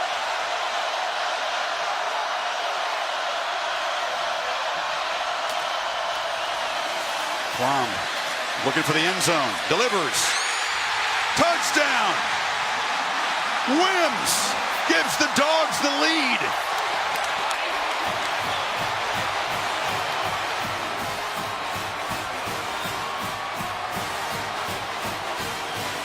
"24 straight." Check the catch by Wims. Fromm went right to him. Saw man-to-man, put the ball away from the defender. Look at the hands. Look at the strength to keep that ball away from the ground by Wims against the freshman Norwood. See how that ball is thrown only where the receiver Wims can get his hands on the ball completely away from the defender. Perfectly thrown ball by Jake Fromm. He's a basketball player that says he treats it like rebounding, boxing out, using that hand strength. Played Pop Warner football, didn't play again till his senior year of high school. Here's Wims in the Rose Bowl. It's all set up by the interception from Dominic Sanders, the overthrow by Mayfield. And the return down inside the 5, and Georgia, after being down 17, has its first lead of this Rose Bowl game. Mayfield's turn to try to answer.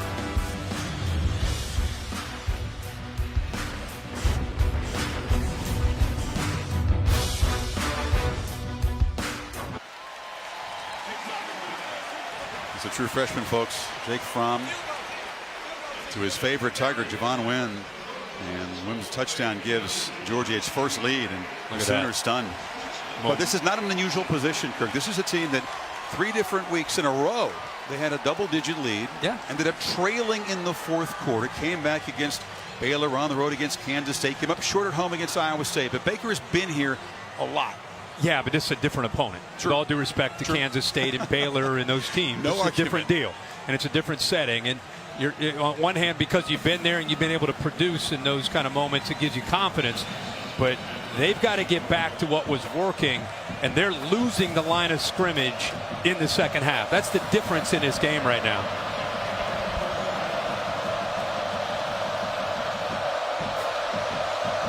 Marcellus Sutton is a different kick returner. And let's see if he's going to bring one out. Oh, it's touchback. You know, he's been in close games all year. And that, like you said, that's when he's delivered and played some of his best football. Look at these one-score games. Teams that have been within 8 points. Completion percentage, the big plays downfield. You see, he's ranked top in the whole country. So you're right, he's been here and done that. But the offense has to help him. I mean, the 3 sacks, 2 of 4 in the 3rd quarter. They've had a running game today. That was a question. Could they run the ball? They run it for 173 yards. Anderson's got 157 of those. That's what I'm saying. They've got to get back to being that balanced offense that they were early, instead of just saying it's all about Baker Mayfield and throwing. And they're at 17 plays and 29 yards here in the second half. Lamb in motion. Reverse. Brown. Knocked down. Staying at home was the Butkus winner, Roquan Smith. Boy, he is so instinctive. So nice to watch him play. He's been a different player himself here in this second half. Look at the instincts in the eyes. He's not fooled at all. Gets in position. Not only that, he's able to get off of a block and still make a tackle out in space. He got knocked down by Samia and still made the tackle. Yeah. Got a chance to meet Dick Butkus, namesake of the award he was given out in California this week. Butkus himself played a big defensive game in a Rose Bowl win for Illinois. Delayed handoff. Anderson cuts it back. Tough yardage to the 30. Smith again on the tackle. 3rd down coming up. Dick Butkus making his way to the practice, and Roquan, big smile there. He knows the history of the man in the middle there. No doubt about it. Butkus made an interception for Illinois. A tough hard putt win over Washington in the '64 Rose Bowl. Another 3rd down for Baker Mayfield. Watch the battle at the line of scrimmage.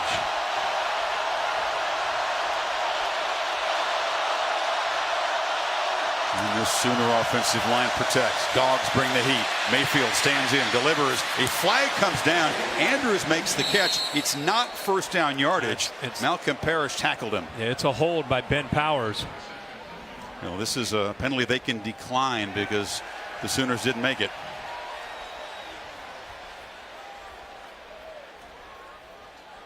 A lot of different twists and stunts and Holding. blitzes. Offense, number 72. That penalty's declined. Results of the play, 4th down. Would have been the first flag of the day, but now a punt coming up. Yeah, I mean, and you know, you don't always have to get the sack.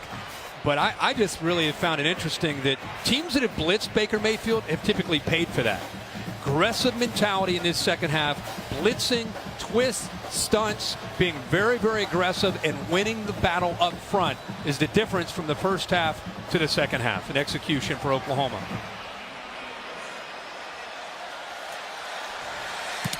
Seibert, it's a high punt, but not a very good one. And the roll will not help the Sooners cause much. It's down at the 39-yard line. So Georgia will have the football with the lead for the first time. 12-19 to play in Pasadena. Dogs 38-31. The Rose Bowl game is presented by Northwestern Mutual. Spend your life living. And in part by the 2018 Ford F-150. It doesn't just raise the bar, it is the bar. Taco Bell, official partner of the student section. Sometimes you gotta live Mas. And Dos Equis. Stay thirsty. Please enjoy Dos Equis responsibly. grandeur of the Rose Bowl. And if the Dogs can hold this lead, they'll break the record. It'll be the largest comeback in Rose Bowl game history, surpassing what USC did against Penn State in the highest scoring Rose Bowl ever. We enjoyed calling that one last year. So now Fromm and the Dogs in the I formation. Chubb is the tailback, and it's incumbent on this Sooner defense to make a stand, get their offense the football back. Chubb hesitates, stacked up after a 2-yard gain. We were talking a break. Just cannot say enough about how impressed I am with Jake Fromm. I know he's only thrown for 144 yards, but a couple touchdowns, hasn't turned the ball over, making the right checks at the line of scrimmage, not making mistakes. Just as much as we talk about Baker, cannot say enough about a true freshman in this environment and the way he is executing, how efficient he has played up to this point. Yeah, well said. Not asked to do as much as Mayfield is for his offense, but you can't ask more of a freshman today. Now a short throw, and that's been his main target. It's Javon Wims who high points the ball in front of Norwood. Sets up a 3rd down and medium here. They need 4. You know, those are those run pass options where if he feels that he's got enough of a cushion where he can get the ball thrown to the outside, then he's going to take it. You know, better than trying to run up the middle. You try to get 4 or 5 yards at the very least to the outside to his go-to man at 6'4". Now Michelle is in the game, as well as DeAndre Swift. A 4-receiver look, and the Dogs keep chewing on this clock. Remember I talked about the command, how he's making sure everybody's on the same page. Swift goes in motion. Sooners bring pressure, and they knock the quarterback down. Ball comes out. It's rolling around, and Oklahoma grabs it on the sidelines. No signal of incomplete that I've seen yet. Now they're going to say the arm was coming forward, and this ACC crew is going to confer. He almost flipped it like a pitch, but I think it's intentional grounding. Intentional grounding. Number 11 against the offense. Penalty has lost it down. 4th down. They brought the heat, and they induced the penalty there. Dave Kataya, rules expert in the booth there. First thing we need to look at is the arm going forward on the release. Does he have control of the ball? To me, he does. He flings it. He's inside the pocket. There's no receivers there. No question. Good call. Dave, that would have been one. Even if he got outside of the pocket, he still would have been called for intentional grounding with the ball not even making it to the line of scrimmage. Exactly. There's 2 reasons. If you get outside the pocket, you have to reach the line of scrimmage as well, in or out of bounds. So Okoronkwo makes an impact play. That was an interesting decision. You praised the poise of Fromm. He chose to just kind of fling it. Pass. So Oklahoma's defense does its job. Good look at this play. They're reviewing this. Steve McBride in the replay booth. It's just a pitch, but the arm is coming forward. I mean, it's an attempted pass, but of course it's intentional grounding. It doesn't matter how you throw it, whether it's overhand, underhand. It's like a shovel pass. Right. It's a pass. There was real hesitation from the crew. I don't think they knew what they were looking at right away. There wasn't a signal of incompletion. Look at the blitz from the middle of Kenneth Murray. I showed you Okoronkwo and where he's coming off the edge. It's a good matchup there at the bottom. He actually gets pressure, but nobody picks up Kenneth Murray up the middle. Mike Stoops dialing up pressure on 3rd down at the right time, and Murray comes free to cause that havoc in the backfield. We just talked. It was just the way this game feels. Oklahoma's defense is going to have to make a play to try to change this momentum, and maybe this is the play that could help Baker Mayfield and the offense get going. It's been a one-sided second half favoring Georgia. Everything Lincoln Riley called worked in the first half. Mayfield executing. They're running the ball well. Nothing really has worked since halftime. No. After further review, the ruling on the field is confirmed. However, the foul took place at the 34-yard line. The ball be placed there. 4th down. So they're going to move the ball back to 34. That was the subject of the review there. Fromm, as he does, just kind of shaking his head and smiling. You wouldn't know that he was rattled or unnerved by what just happened there. And Baker poised in the starting blocks. It's going through his mind right now. Yeah, he's known for that fire and that energy. He's got to be frustrated with the way he turned the ball over last time they had the ball, forced that throw. Or 2 times ago. Nislek gets a good punt away. Good punt. Drives Lamb back inside the 10. C.D. Lamb cannot get the edge. A terrific punt. Even better coverage by the Dogs. Sanders and Elijah Holyfield, the running back of Anderson, flying downfield.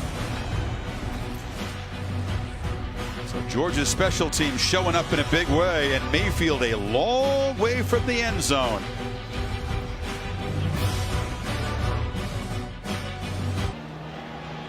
Warming up in New Orleans, the man who took the baton this season from Deshaun Watson and the defending champs, quarterback by Kelly Bryant. Kelly B, as he is known, getting set for Alabama. We are done here. A Clemson fan visiting with some of the Georgia and Oklahoma faithful. Showed up at the wrong stadium. So Baker backed up, just 4 of 7, with an interception and 19 yards in the second half. Anderson and Sermon in the backfield. Now Sermon motions out, and it's Anderson testing the left side, breaking free. He is tough to tackle, and he's got first down yardage. He is incredibly physical. You see the first half, second half of Baker Mayfield. First half, he's 200 yards. There's 31 points on the board. Things are looking good. This second half has been a struggle. Sacked 3 times, unable to really get anything going at all. Still got the ball, flips it off, and it's dropped in the flat. Field position is certainly part of that. The average field position, Kirk, in their 6 possessions, their own 15. I think schematically the only thing that I've really seen change is a willingness of Mel Tucker and Kirby Smart to be even more aggressive. But I really, when you go back and look at this film, I think you're going to see a difference at the line of scrimmage between what Georgia did in the first half to what they did in the second half. Much more physical and aggressive, kind of wearing down the Sooners at the line of scrimmage.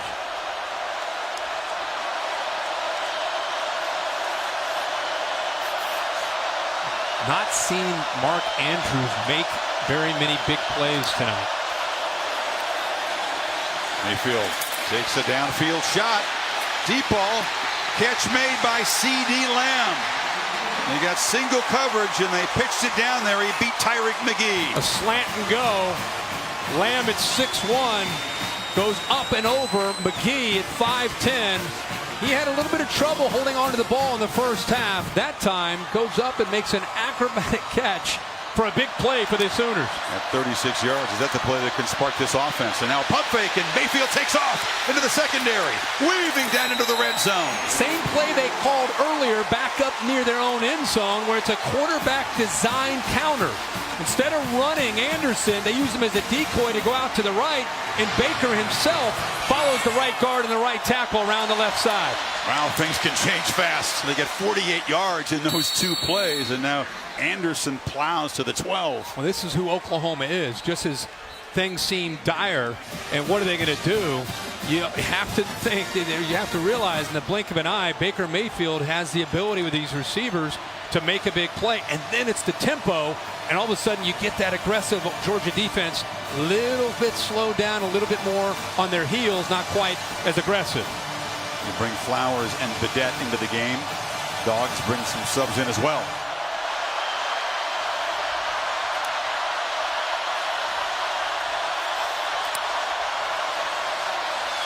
Mayfield from the pocket, still got it. Flips it to the end zone. Touchdown, Dimitri Flowers.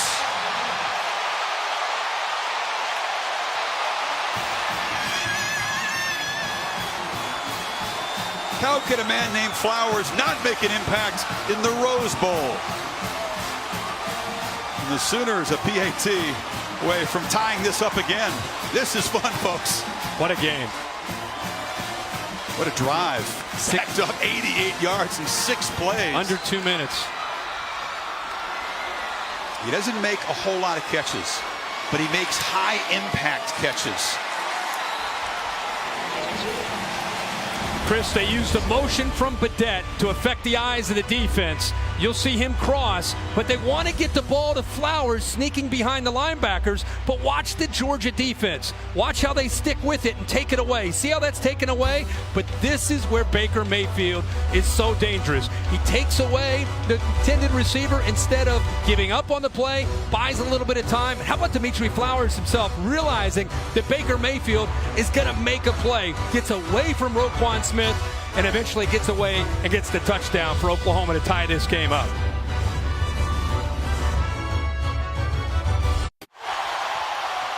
And a playmaker on that drive, Kirk, and then a motivator. This is Mayfield of the Sooners defense, demanding that they step up again. This is Baker Mayfield. I mean, a crucial point. They just tie the game up.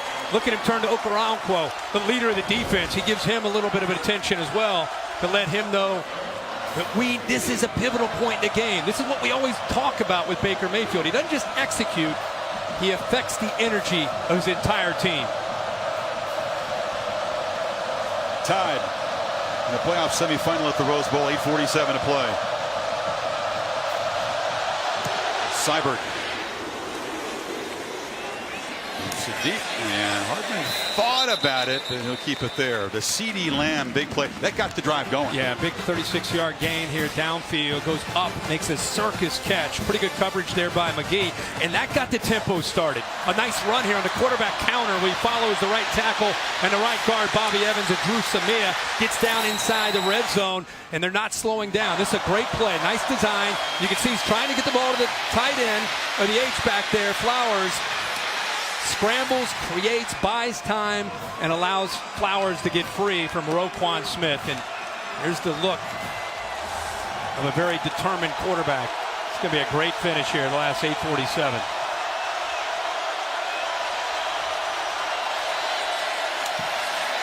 Michelle cuts it back. Talking about a Georgia team that's averaged 13 yards per running play. So you know what they'd love to do here. Jim Chaney, feed Michelle, feed Chubb, shoot clock, set up a game-winning score. Yeah, well, when you're running the ball as well as this offense has, that's a great plan. Remember, other than going to Auburn, almost every other game they have played, they have worn teams down in the second half with this philosophy and this system that they use. Play action. Rom throws it along the sidelines. He loves that route. Throws it so well. Hardman makes the catch. First down. Got the ball off right before Bledsoe got in. It's the football out there. Good job of just being able to just slide and slow himself down. Heck of an effort actually by Hardman, the sophomore, to hold on to that football. Looks like they're going to take a peek at it. Ruling on the field. It's a completed catch. That play is under further review. You want to be sure. That looked like a terrific call by this ACC crew. Yeah. I was impressed by the effort here by Hardman. Just the awareness of knowing where he is to be out of bounds. Gets the right foot down, slows his body down instead of continuing to go out of bounds. Right there's the catch. Now it's about, does he hold on to the football through the entire process of the catch? Let's bring Dave Katai in, his take on this replay. Okay, take a look at this right now. You find the feet first, then find the ball. He has control of the ball. You can see that back foot dragging as well as the knee down. This is a catch to me. Look at the feet and the ball. Dave, he does a good job of holding on After to the ball review, as well. The ruling on the field is confirmed. First down. Exactly. You're right, Kirk. Terrific body control by Hardman, and Chaney just has a way of calling routes that Fromm feels so comfortable with in these pressure situations. Yep. Yeah, we've seen all year him feel very comfortable on that out cut, the high-low on a corner. That time it was man-to-man, and he has been spreading the ball around here in this second half, not just to Wims. He's been getting the ball out to some of the other receivers. Dogs have not had much of the football, but they've been electric when they've had it. Chubb. That time stacked up. It's only a yard and a half. Marquise Overton at the end got him. Oklahoma's defense in the Big 12, they have built their defense to defend spread teams. It's not just, hey, the Big 12, how are they going to hold up physically against an SEC offense? It's what they're built for, is they see teams that are in a shotgun 4-wide receiver offense almost every play, and they're used to playing on the perimeter. This is a downhill game. Very different for Mike Stoops and his defense to try to defend this style. And this is not a defense, let's face it, overloaded with the elite talent we've seen in the past from Oklahoma's defenses. Around the end, Michelle strung out, and Hithard loses the ball. It's out. The Sooners have it. Stephen Parker, a scoop and score.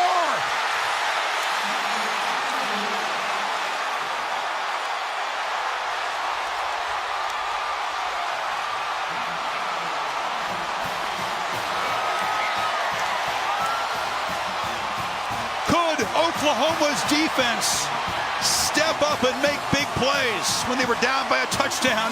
The answer is yes, as the veteran leader of that secondary, Parker, makes an enormous play. Trey Norwood, in my opinion, makes the play. He'll come out of the picture on the left. He gets underneath Wims and forces Michelle to have to go outside. Kelly, of course, makes the hit. How about Parker trying to keep his feet in bounds to be able to take the ball all the way to the end zone? They're going to have to take a look to make sure his feet stayed in. Kelly again forcing the fumble, and Michelle has had a monster game. Found the end zone 3 times, makes a crucial mistake. Tremendous body control right there. That's the step they'll look at right there. The left foot, the initial step, not this one. This one coming up. Right there, he's in. He's in. Yeah, he's in. A 46-yard fumble return by Stephen Parker. This is a defense that has not produced plays like that all year. But in a tie game, in a playoff semifinal, in the Rose Bowl, against a Georgia defense that has pushed him around the entire second half, Kelly and Parker combine on a monster play, and it stands. And I had a chance to talk with Stephen Parker and just really impressed with him as a young man and a leader of this defense. Field is confirmed. Touchdown. How fitting for him to be able to make a play like this. Kelly, also a guy that's been instrumental for this defense at times, a 5-star recruit out of Fresno. But I'll tell you, we're going to go back and look at eventually. Trey Norwood, a true freshman corner, took a calculated risk by going underneath the potential block of Javon Wims, and he got enough on Michelle to force him to slow down and to go outside, where Kelly eventually got him. Yeah, the receiver Wims unable to make the tackle. And Kelly fired up, excited. I want you to watch this. Typically a corner will stay outside. This is a risk where he shoots underneath of this block right here. That to me is the key. Watch Norwood accelerate right there. He gets underneath, gets an arm on Michelle. Now Michelle has to kind of restart himself, and the rest of the defense has time to come over. Kelly knocks him down, but I love this play by Norwood. A true freshman rolls the dice. If he goes in there and misses, it's a different play, but he forces him after he makes contact to go outside. Kelly undercuts him, the ball comes out, and the rest is history. 2 touchdowns in less than 2 minutes for the Sooners. Are you not entertained on New Year's Day in Pasadena? And how about the Georgia team now, Kirk? They were down 17, 24 straight. They had the lead. Then the Sooners tie it, but still they're churning away. They think they're driving for a game-winning score. All of a sudden, Fromm gets the ball back down by 7.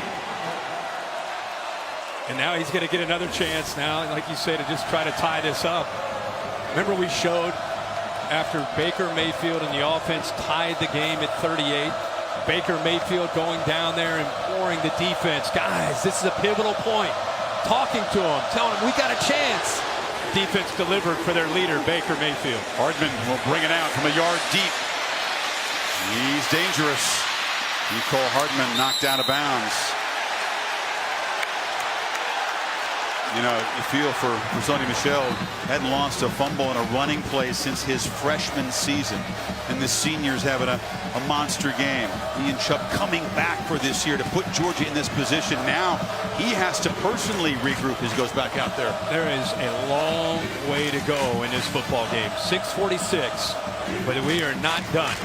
Jake Fromm in Georgia, they have everything that they need to be able to go down and put a touchdown up on the board. Let's see how you got to get that first down, especially after a big turnover like that, just to settle down and get back to the execution of what we've seen from this offense most of this game. It's Chubb and a tailback. Fromm making those adjustments, play clock winding down. Chubb hit behind the line, and the Sooners are flying downhill now. It was Okoronkwo again. Okoronkwo. Right here, he's just going to shoot underneath Andrew Thomas, the right tackle. Thomas, instead of stepping with his left to get down in that gap, steps with his right and give Okoronkwo just enough room to shoot through the gap. 2nd and 10, another test for the true freshman. Michelle's back in the game. They fake it to him. Fromm has time to scramble, doesn't run often, and he'll be hit at the 29-yard line. 3rd down and about 5 coming up. Talk about a game of momentum. Oh my gosh.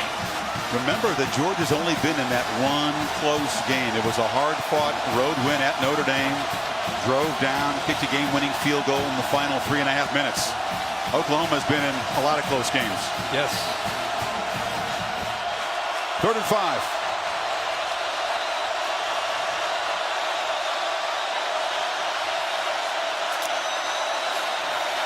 Sooners only rush 3, so Fromm's got time. Delivers low. Incomplete. Tried to squeeze it in, but the ball hit the ground. Looking for Godwin. 4th down. Well, he had him if he threw it on time. He's a little bit late, which allows right there Norwood to, I think, influence his throw. See how he's kind of dipping down?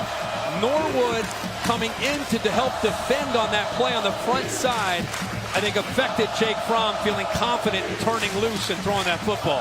I think 3rd and 5, down 7 in the Rose Bowl affected that throw too, don't you? Nislek to punt. Dogs going to get the football back now. 5:22 to play. It's a low kick. Lamb is not going to risk even fielding it, and he lets it roll out of bounds at the 24-yard line. Well, Clemson and Alabama thrilled us the last couple of years in championship games. In this semifinal to follow with the All-State Sugar Bowl, they got a pretty tough act to follow. Alabama graduate on the left there. Yeah, guys are very familiar with each other. Can't believe they don't have won a championship for Alabama in that building back in '92 season. Can't get the game on the big board there. Those guys are too focused on their own. Yeah, but I'm saying for the crowd. Oh. I'd want to watch this game if I were sitting there. They usually do that. Yeah. The second semifinal. Heck yeah. All right, so the Sooners, off the defensive score that's given them a 7-point lead. Now trying to protect the ball. Perhaps get a score and put this away. Oklahoma's defense has made a play. Now see if Georgia can. Anderson. They have not really contained the running back all day. He fights for extra yardage again. They just keep running that counter play over and over. And it's the first thing that Mel Tucker brought up to us is how do you defend the counter? Because you know it's going to come over and over and over. Rodney Anderson's been running where they pull the backside guard and tackle. They've run a lot actually with Baker Mayfield.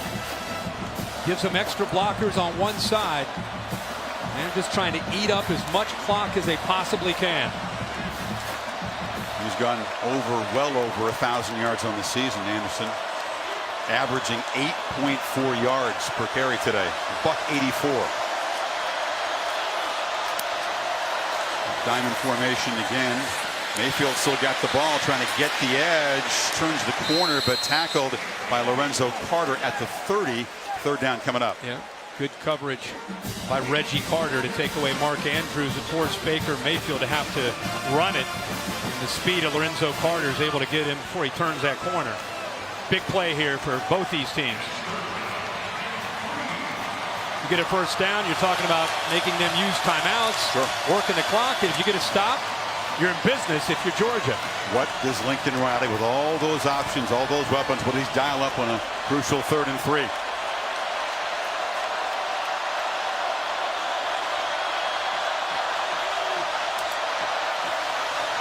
Option.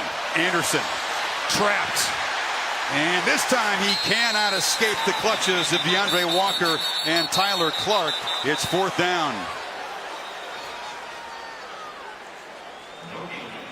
Against man-to-man, it's a good call, but it's bad execution. Watch the pitch relationship between the quarterback and the running back. See how they get how close they are right here? You'd prefer to have your back out here, so when you pitch it, you can get to the corner. Anderson is so close to Baker Mayfield that there's no separation. So that you saw the defense able to defend both Baker Mayfield and then go out and take Rodney Anderson. Made it pretty easy there for DeAndre Walker. And even a big fella, Tyler Clark, got involved in it. So the Dogs defense does its job. They get a 3 and out. Oklahoma able to spend just 1:41 of the clock, and Kirby Smart spending the first of his timeouts here to prevent Riley from Smart. leaning away more of it on the punt here. Gives you a couple timeouts. See what happens on this punt, where the ball ends up being to start the possession. But this is what you work on all year. Now, there's so many factors and elements in this game, but you have to love the point counterpoint. The contrast to this man, the most decorated player in the sport this season, who's done it all, seen it all, and the young freshman Jake Fromm in his 14th game, trying to answer the Maestro Mayfield with a game-tying drive now. Kickoff, by the way, in the Sugar Bowl will be at the top of the hour, 9 o'clock Eastern time, over on ESPN2 if this one is not over yet. Seibert has gotten a workout today, kicking off and punting. Does not produce a good punt at all. Again, it bounces backwards, and it's a struggle. You wonder if the wear and tear of doing all those three things, and a lot of them today, have told Kirk on the punt. That's just 29 yards. Not at all what they needed. Not at all. It's great for Georgia. They get outstanding field position here for Fromm and the offense with 3:22 to go. Think about being a true freshman, guys. I mean, think about being a young guy as a 12-year-old or 13-year-old. He's a baller. He plays baseball, football. He's been in competition his whole life. He's thought about an opportunity like this, I'm sure, every single night of his life. And now it's a reality. He's out at the Rose Bowl, down 7 with 3:22 to go, trying to tie it up. Warner Robins, Georgia, a suburb of Atlanta. Houston County High School. That's where he was a year ago. Michelle, who's had the big night but had the big fumble, squirts forward for 4. You know, Jim Chaney is a veteran. He's been around for a long time as a play caller. No panic at all. No reason to panic for Coach Chaney in this offense. Continue to try to execute. Mixing in the run with a pass. It's about execution now. Sooners bring pressure. Fromm gets it out. Has a man. Godwin escapes and is wrestled down at the 40. So the young quarterback beat the blitz that time. Yep, you're right, Chris. Blitz came. He sensed it. Knew that he had to get the ball out of his hands. Interesting that Oklahoma, with the blitz, still played very soft with Motley, the corner. Made it much easier for Fromm to get the ball out to Godwin with soft coverage up top. Remember, they brag about his awareness and ability to see coverage and understand defense. Good protection. Now it breaks down.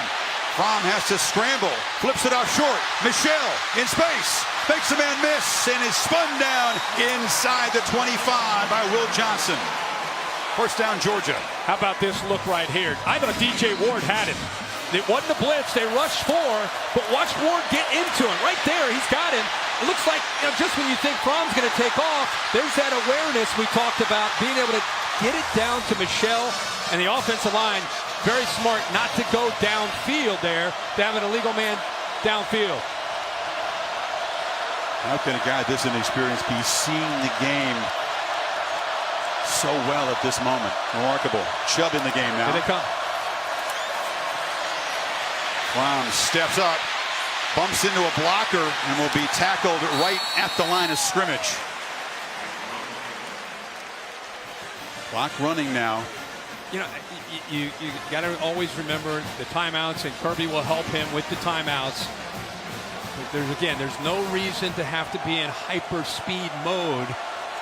Just be able to look at the defense, get your formation, get everything set. Again, comes down to the execution. Oklahoma's been dialing up pressure and blitzing. Hardman in motion. Play action. Fromm has time. Now flips it into the bench. I agree. No reason to play in hyper speed as long as you reach the end zone. But the way they've managed this drive, this is it. This is the possession for Georgia. It's all or nothing right here. Yeah, absolutely. I think Kirby Smart kind of knew that when he got the ball here to start this drive. With only 2 timeouts left, this is it. This is the last drive. You got 3rd and 10, which means you don't have to get 10 here. Clearly, it's 4-down territory with the game on the line here. Typically, his go-to target is Wims, who's down at the bottom of the screen. Number 6. Hardman in the slot. Michelle in the backfield. Sooners showed some pressure, but back off. Fromm steps up, delivers a strike across the middle. Catch made by Godwin. Knocked down inside the 10. First and goal. Great job by Jim Chaney attacking the middle of the Oklahoma defense. It opens up, and Fromm puts the ball right on the money. Cool delivery. 16 yards on 3rd and 10. Now thrown for the end zone, and a flag comes in. Wims was just grabbed by the freshman Trey Norwood. He got a hold of his jersey and pulled him down. Pass interference, defense, number 13. Ball replaced the 2-yard line. First down. Pretty easy call. A lot of contact. Ball is catchable. You could, if you see from the other side, his left hand got in there. See the grabbing of the jersey. Ball is in the air. It's such a tough play to stop. They've executed it so well all year. So first and goal from the 2-yard line. And the Dogs shift around. Overset to the left. Chubb, it's the wild dog and the running back. Direct snap, cuts back and scores.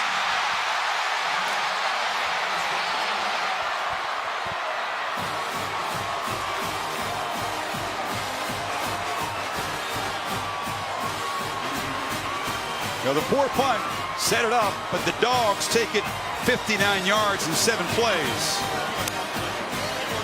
My initial thought as he crossed that end zone, did they score too fast with 55 seconds and 3 timeouts? See if they hit the extra point to tie it. Yeah, Hot Rod Blankenship in the spotlight right now. Nice lick. The punter is also the holder. Trent Fricks, the snapper. Little hesitation there. Had a double clutch, but he knocks it through. 45, 45, 55 seconds left. He actually started and then he stopped. Yeah. I mean, I think he was anxious to kick it. Watch him hit. Fortunately, it was only a PAT. He's just anxious to tie that game up. There's Chubb's run on the direct snap, Kirk. Yeah, this is overset to the right. Big, strong, couple extra bodies there. They outflank him. See the big freshman out front, Andrew Thomas. Put Nick Chubb on the corner there. He's going to find that crease. All those big bodies just pushing those Oklahoma defenders out of the way. But like I said, 55 seconds and 3 timeouts. This is Baker Mayfield territory. Meanwhile, the tailback tandem for the Dogs, 2 touchdowns each, and Michelle and Chubb have combined for 295 yards and 4 touchdowns. And the kid was very cool when he had to be. Mayfield, 3 timeouts, as you said. Plenty of time to produce some magic and avoid what would be the first ever overtime in the history of the Rose Bowl.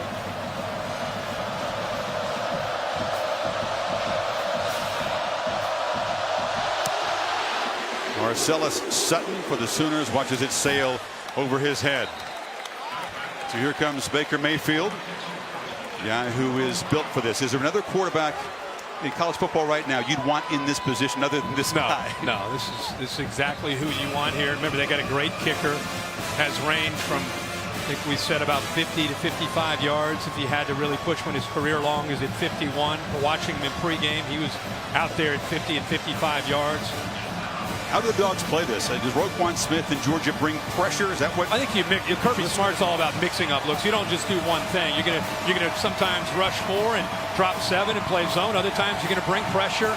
You're gonna disguise and do different things. Against a guy like Baker Mayfield, you can't just do 1 or 2 things. You've got to mix up your looks.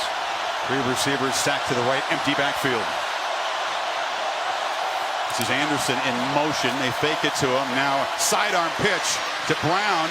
And Brown, who just scares you every time you got the football. If you're a Georgia fan, gets a first down across the 35. And as soon as Brown catches the ball, he jumps back into the inside. You know, those Georgia defenders there, and he's just trying to get behind those big bodies on a screen. The big tight end Andrews and the right side of the offensive line. Clock running, don't spend a timeout. Play action again, a short pitch on the sidelines, incomplete. Wow, good throw. DeAndre Baker was in coverage. Yeah, I don't know if Baker got a hand on that or not, but that ball was thrown really, really well. got those 3 timeouts. Locked down to 37 seconds. Still need to move the football, Kirk, probably about 35 yards to give Seibert a chance at a long game-winning field goal.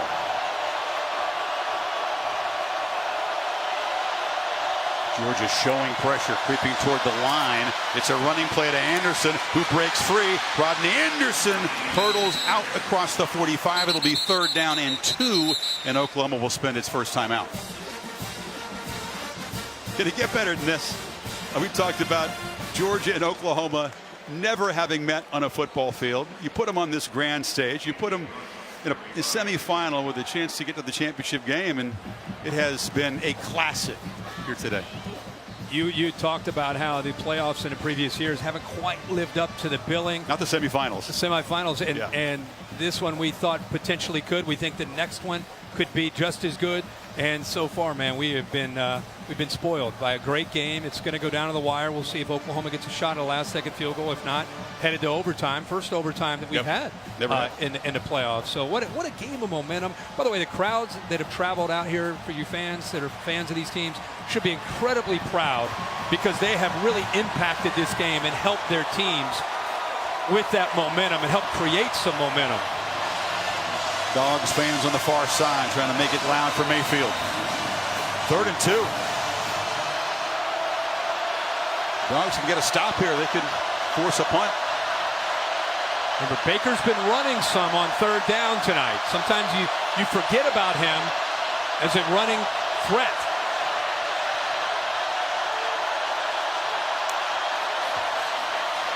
From the pocket, Mayfield loops it downfield. It's incomplete. He overled Anderson out of the backfield. Now it's 4th down, 24 seconds to go. That is a tough throw on 3rd and 2. A wheel route to your back out of the backfield against Roquan Smith, who's running step for step. An interesting call by the Sooners there. That's not a high percentage call, was it? Not at all. Not at all. As you said it, they get a very good defender on your running back. It's got to be a perfect throw to beat it, and it wasn't.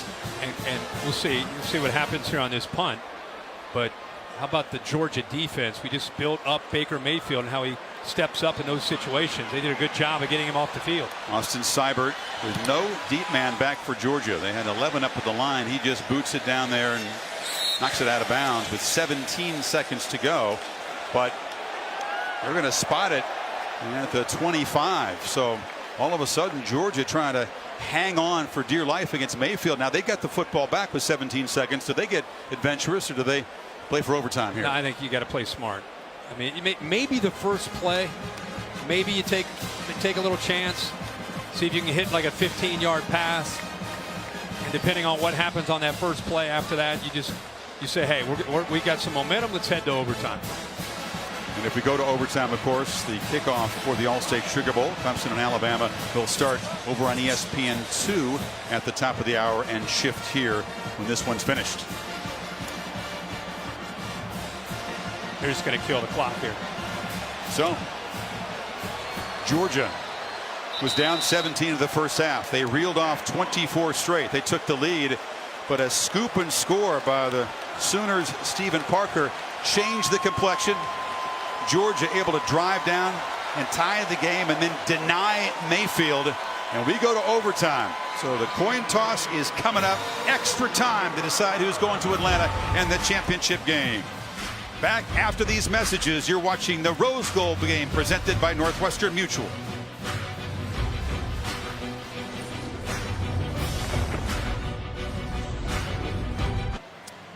The first ever Rose Bowl overtime in the semifinal game. The important coin toss. The winner of the coin toss will obviously want to go on defense first. Each team gets the possession of the 25-yard line. Captains come out again. There's an eerie, strange feeling to college overtime. Would you say, Kirk? You put the context of this semifinal game. Basically, any play can be decided, and the winner goes on to the championship game. And suddenly, and heartbreakingly, the loser's season is over. Back to Jeff Heiser. Overtime procedure are as follows: each team has one timeout. When I flip the coin, whichever team comes up will have the choice of offense, defense, or side of the field. On the third possession, you'll have to go for two. Okay? Flip it. Oklahoma, you won the toss. And watch defense. Which way? Oklahoma. Oklahoma will play defense first. Georgia's ball this way. That coin flipped by Jeff Heiser landed and flipped over one time. And Oklahoma wins the toss. The Dogs offense and young Jake Fromm go to work first. Think about what these teams have been through throughout the entire year. Not this football season. I'm talking about going back to winter conditioning, and you go through spring ball and summer practices, and you go through the season, and you finally win a championship in your conference, and you're thinking, all right, here we go. You get to the playoff, and you get into a battle like this that goes back and forth. It's 45-45, and now it's going to come down to extra innings. Not many of the guys in this field have played an overtime game. The last for either side was in 2015, but Baker Mayfield has. That game in Knoxville was his second start. They were way behind, came back, won it in double overtime on the Volunteers field. Of course, Oklahoma wins the toss and decides to take defense just to see what happens with Georgia's possession. Oklahoma's defense shouldn't be worn down. Georgia's run just 58 plays in this game, but they've been explosive. Chubb is the tailback. Listen, crowd in the line against the run. Chubb tries to bounce it, and he'll be met by Okoronkwo. 1 yard gain. Yeah, Mike Stoops taking some chances. Gets 8 guys up close, brings the corner, gets his safety up there, Stephen Parker, trying to take away all the gaps, not give Nick Chubb anywhere to be able to cut back and make a big play. They want to try to get Jake Fromm into those third and obvious passing situation here. Chubb out, and now Sonny Michel in. Fromm making those adjustments, has plenty of time on the clock. Handoff, and Michel picks his way, but it's going to be a 3rd and 6 for the Dogs. That's what they wanted. I mean, it's good job at the point of attack by that defensive front. Now it comes down to a big 3rd down. Fromm, his favorite target again is his buddy Javon Wims, who will be off to his left at the top of the screen. Covered by a true freshman. True freshman Norwood against him has been giving him a cushion. He's got a height advantage on him too. Big cushion, you're right. From the pocket, delivered. Incomplete. It was off the hands of Isaac Nauta, the tight end who has not been targeted all afternoon. And here comes a field goal attempt.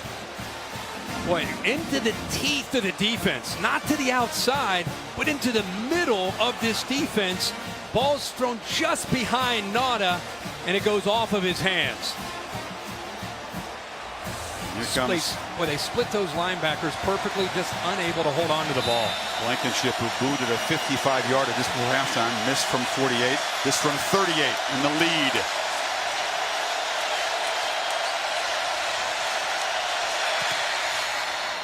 Knocks it right through. But Mayfield can win the game and send the Sooners to Atlanta and the championship game now with a touchdown. Yeah, you can see the frustration on the faces of Chubb and Michel. College overtime where both teams get a possession, you always want to go second. Now, if you're Oklahoma, you know that they kick the field goal. You know at the very least, you need a field goal to send it to the second overtime, but you're holding out hope to be able to be aggressive, get a touchdown in this game, head to Atlanta, and try to get to the national championship game. Dogs did their job stopping the Sooners' potential game-winning drive at the end of regulation. Remember, Dimitri Flowers had some opportunities early in the game, is a real threat when they move the ball down inside the red zone. They like to sneak him behind linebackers. He's to the far right of the formation, close to you. 3 receivers bunched to that side. Anderson is the back. Anderson's got it, cuts back, and is knocked down after a 4-yard gain by John Atkins. Interesting call here on 1st and 10. You get so caught up in Baker Mayfield and Marquise Brown and all these weapons and speed on the perimeter. Instead, they go back to pounding it, running the football. They're at 232 yards now on the ground, so they've been pretty effective doing that. Brown in motion. They pop it to him. Marquise Brown trying to get the edge, is strung out and dropped a couple yards short of the first down by Reed. Yeah, Reed trying to set that edge. Boy, it's one thing to work with the scout team. It's another thing when Brown's in person trying to get around the corner. Reed, who's one of the fastest players on this defense, just gets enough to be able to push him out of bounds and not allow him to get to that first down.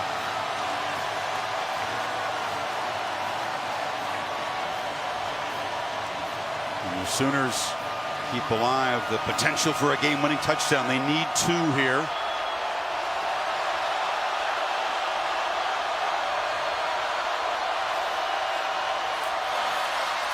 Handoff. Smallwood.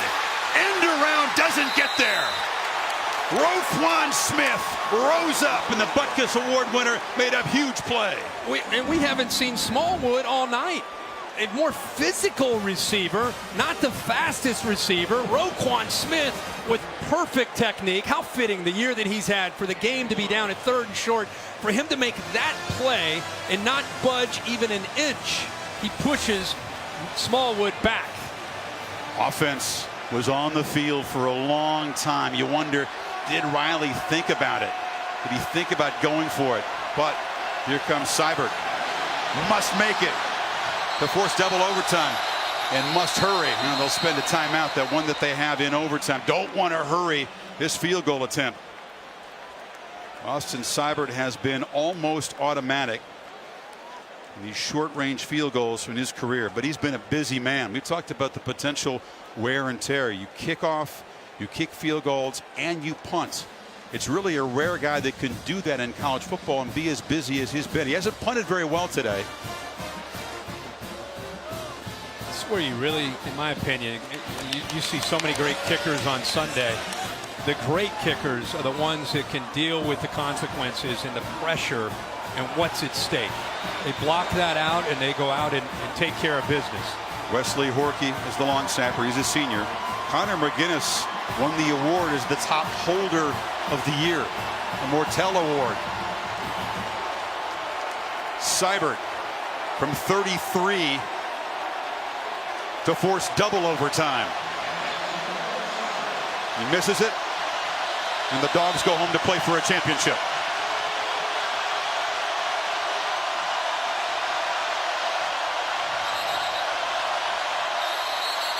Timeout, Georgia.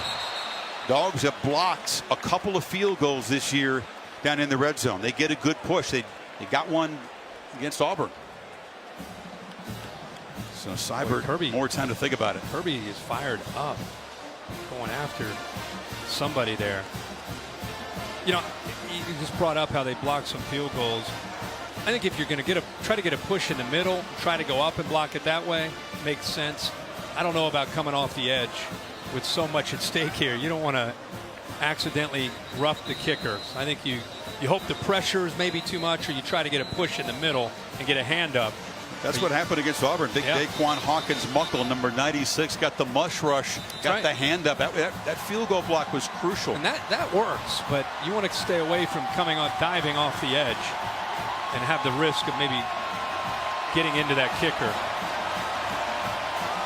Can Seibert do the job that he's done so well his whole career?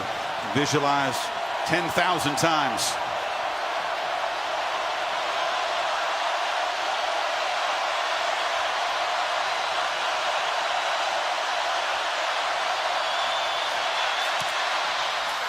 Knocks it coolly through into the net. So a field goal for each offense in the first overtime. We head to double OT. Sooners up first.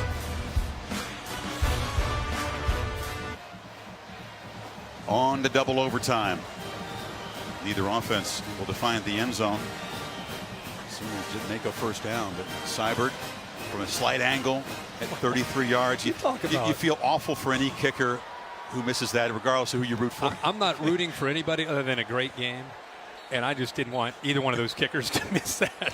Now they're two really likable guys too, on top of it all. So now the Sooners back to work. It was Georgia's choice in the second overtime, and of course they want to go on defense first. So here comes Mayfield back at the 25. Pretty conservative first series for Baker Mayfield.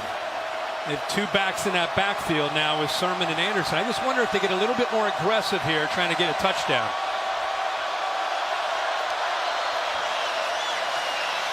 Anderson, the keeper. You make a good point. Is the strategy different in the top of an overtime inning, if you will, knowing how good Georgia is on the other side? Yeah, I think it is. You know, especially as you move further along here into the second overtime. Lincoln Riley, you know his personality. I mean, a lot like Bob Stoops. Bob Stoops always had a reputation of being a little bit of a gambler, take a few chances, be aggressive. I think Lincoln Riley is kind of has that same approach. With that 5-yard carry, Anderson over 200 in this game. Brown in motion. They fake it to him. Mayfield under pressure has to scramble. Flips it downfield. Incomplete. Again, he was targeting Andrews. Well covered, and Trent Thompson pressured him. Yeah, Thompson with a really good job of getting in there and forcing him out of the pocket. Oklahoma actually got away with a couple holds that time on the right side of the offensive line. No call, so they catch a break here and avoid the penalty. After a good start to this game on third down, the Sooners have struggled lately. They are just 7 of 17.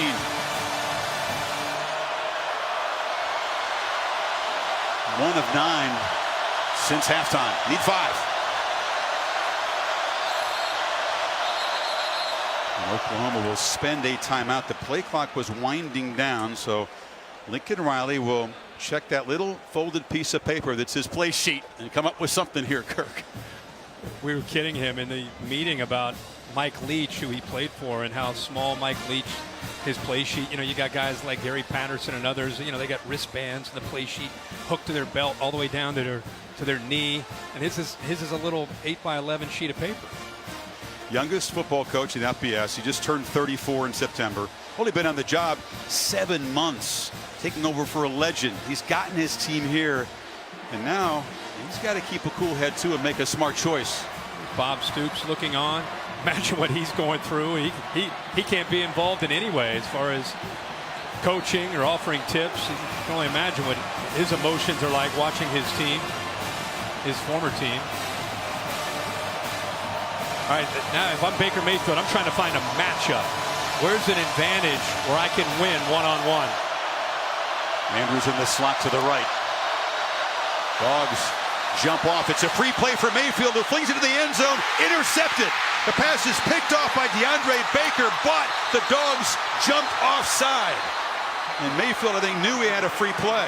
He sure did, Chris. Offsides. Defense, number 13. 5-yard penalty. First down. Not just a penalty that wipes off an interception, but it gives Oklahoma a first down. Yep. Critical play. Oklahoma, and I think Baker, I think he saw that out of the corner of his eye that Ledbetter had jumped up at the top. 13, he moves right there. Good job by Wren of snapping the ball while he was already offsides, and now Baker's going to take a chance. And then, like you said, Chris, 3rd and 5, and with that pass interference, they get the first down. Once again, they bring in Kyler Murray. This is a wrinkle, the backup quarterback, the true speedster, the former Texas A&M Aggie. He's to the right of Mayfield. First down. Flowers split to the left, the H-back.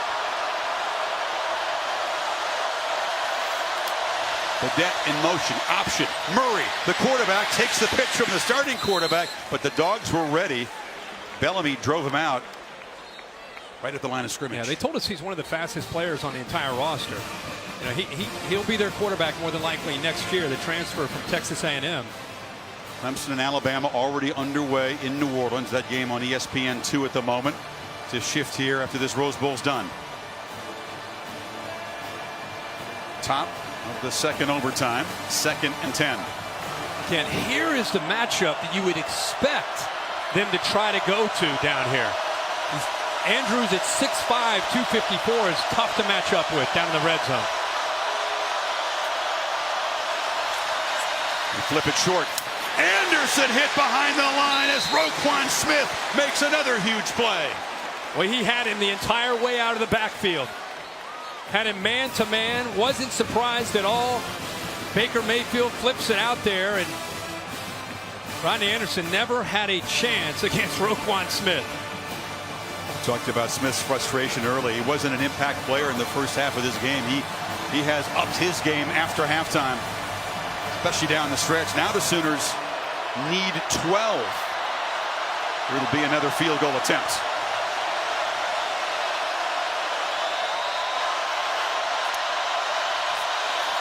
Mayfield has time, flips it short. Brown, a long way to go. He slips one tackle, spins, but is stopped at the 10-11 yard line, and it's 4th down. Much better job in man-to-man by Baker. It's a crossing route. You've got receivers on the left crossing over, receivers on the right. A lot of times it creates that pick or that traffic jam where you get caught up in the clutter. This time Baker's able to avoid that and eventually chase him down. There's few kickers you'd rather have in this position. You see Seibert's reliability, 27 yards to put the Sooners on top.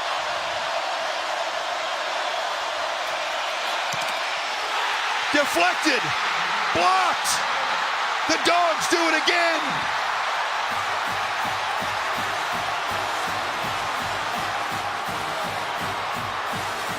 I think Lorenzo Carter got in there. He's got such great length. It's 6'6".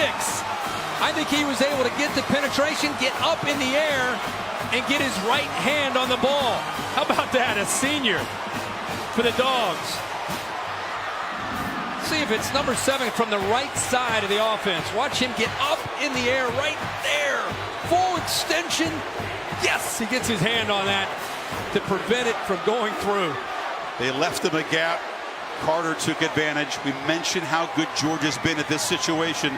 3rd time this year they block a field goal in close, and now a field goal wins it for Georgia. Any points win it, and the Dogs would head back to Atlanta for a shot at the championship. From the 25. Make a big play, you're awarded those spiked shoulder pads, and now it's Swift and invading the backfield for the Sooners there. That's a nice play. Emmanuel Beal, the linebacker, dropped him for a loss.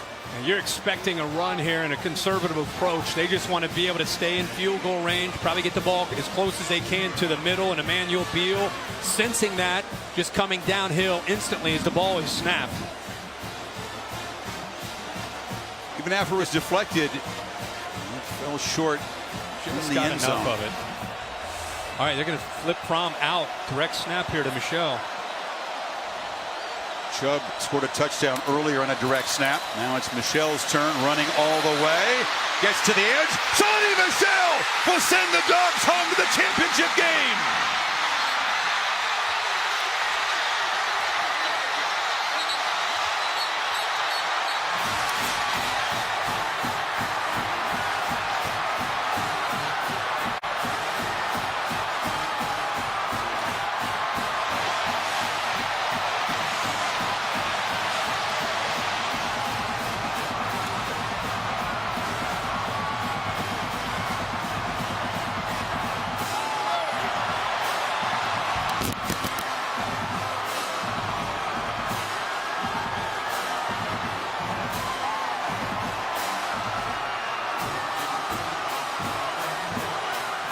Just like that, the Sooners season ends, and the Dogs can dream big about a national championship. It would be their first since 1980.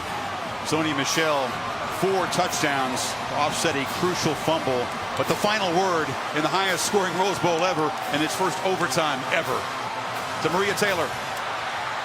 All right, Coach.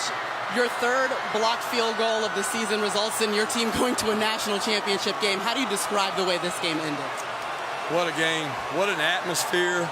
You know, my heart goes out to the Oklahoma team because these guys played their tail off, and so did ours. Nobody ever quit. Everybody fought hard. So proud of these kids and seniors, man. I mean, they never quit. Let's talk about those seniors. Lorenzo Carter, he gets the blocked field goal, and then you put it in the hands of a senior running back. I mean, what does it mean? These guys came back for this moment, Coach. Impressive. Character, integrity, proud of them, man. This is a great university, and these kids fought their tail off. In your 2nd year as the head coach at your alma mater, you're taking them to a national championship. Let that soak in and tell me what it means to you. Go Dogs. Hey, for you too, girl. Thanks, Coach. Appreciate it, Tom. We go over to you. Maria, thank you very much. Jake Fromm and Roquan. Let me start with you. You tell me this. Everything's a first for a true freshman. Your first ever Rose Bowl, the first playoff game to go to an overtime. What did you tell your team heading into the second overtime session? We had to believe. You know, God is good, and He stayed with us. And, man, guys on the team, we just stayed faithful. Roquan, man, everybody kept giving it their all. We kept the main thing. We kept chopping. And it's just an incredible experience to get to share with my teammates. This team was down 17 points toward the end of the first half. What was the message and the key adjustment at half? I mean, we kept believing. We knew we were a four-quarter team. And we were more physical. You know, we were more physical than them. And we just kept chopping. We knew each and every blow we took in the first half was going to pay off for us in the second half. And thank God it did. Roquan, we didn't call your name a whole lot in the first half. It seemed like you were frustrated. What was the key adjustment defensively? It was just doing what we do, and like we couldn't get, you know, we was facing a little adversity, but we couldn't let that change our approach and whatnot. So I wasn't really focused on what I could do, but it was more so a team thing, and we just came out the second half, made the right adjustments, even though they still did things, but we got it done. The chance now to go back to Georgia and play for the national championship. What does it mean to you, Roquan? It means everything. To bring all this back to the university, and like my family, all our families, and just team, all we've been through is just amazing, and I can't thank God enough, and I'm just so proud of all of these guys. Roquan and Jake, congratulations, guys. The Dogs headed to the national title. Chris? Massive plays as Mayfield is consoled the final game of his brilliant college career. Lorenzo Carter, one senior, made the block. That's him right there. Set up the game-winning touchdown for Sony Michel, his fourth today. Fourth, and don't forget the fumble that he had. Look at the blocks by Nada. Good block downfield. Look at the quarterback, Jake Fromm, picking up a block. But remember, Michel was the one who fumbled the ball that Oklahoma picked up and scored. How fitting that he's able to put that in the end zone. And, of course, there's the reaction from Baker Mayfield. Will never wear a Sooners jersey again. Post-game coverage, including the trophy presentation over on ESPN2. Going to shift it now momentarily to the second semifinal, Clemson and Alabama from the All-State Sugar Bowl. An absolute classic in Pasadena this evening. The Dogs headed home. Who are they going to meet? The Tigers or the Crimson Tide? We're about to find out as we send you to New Orleans right now. What a thriller.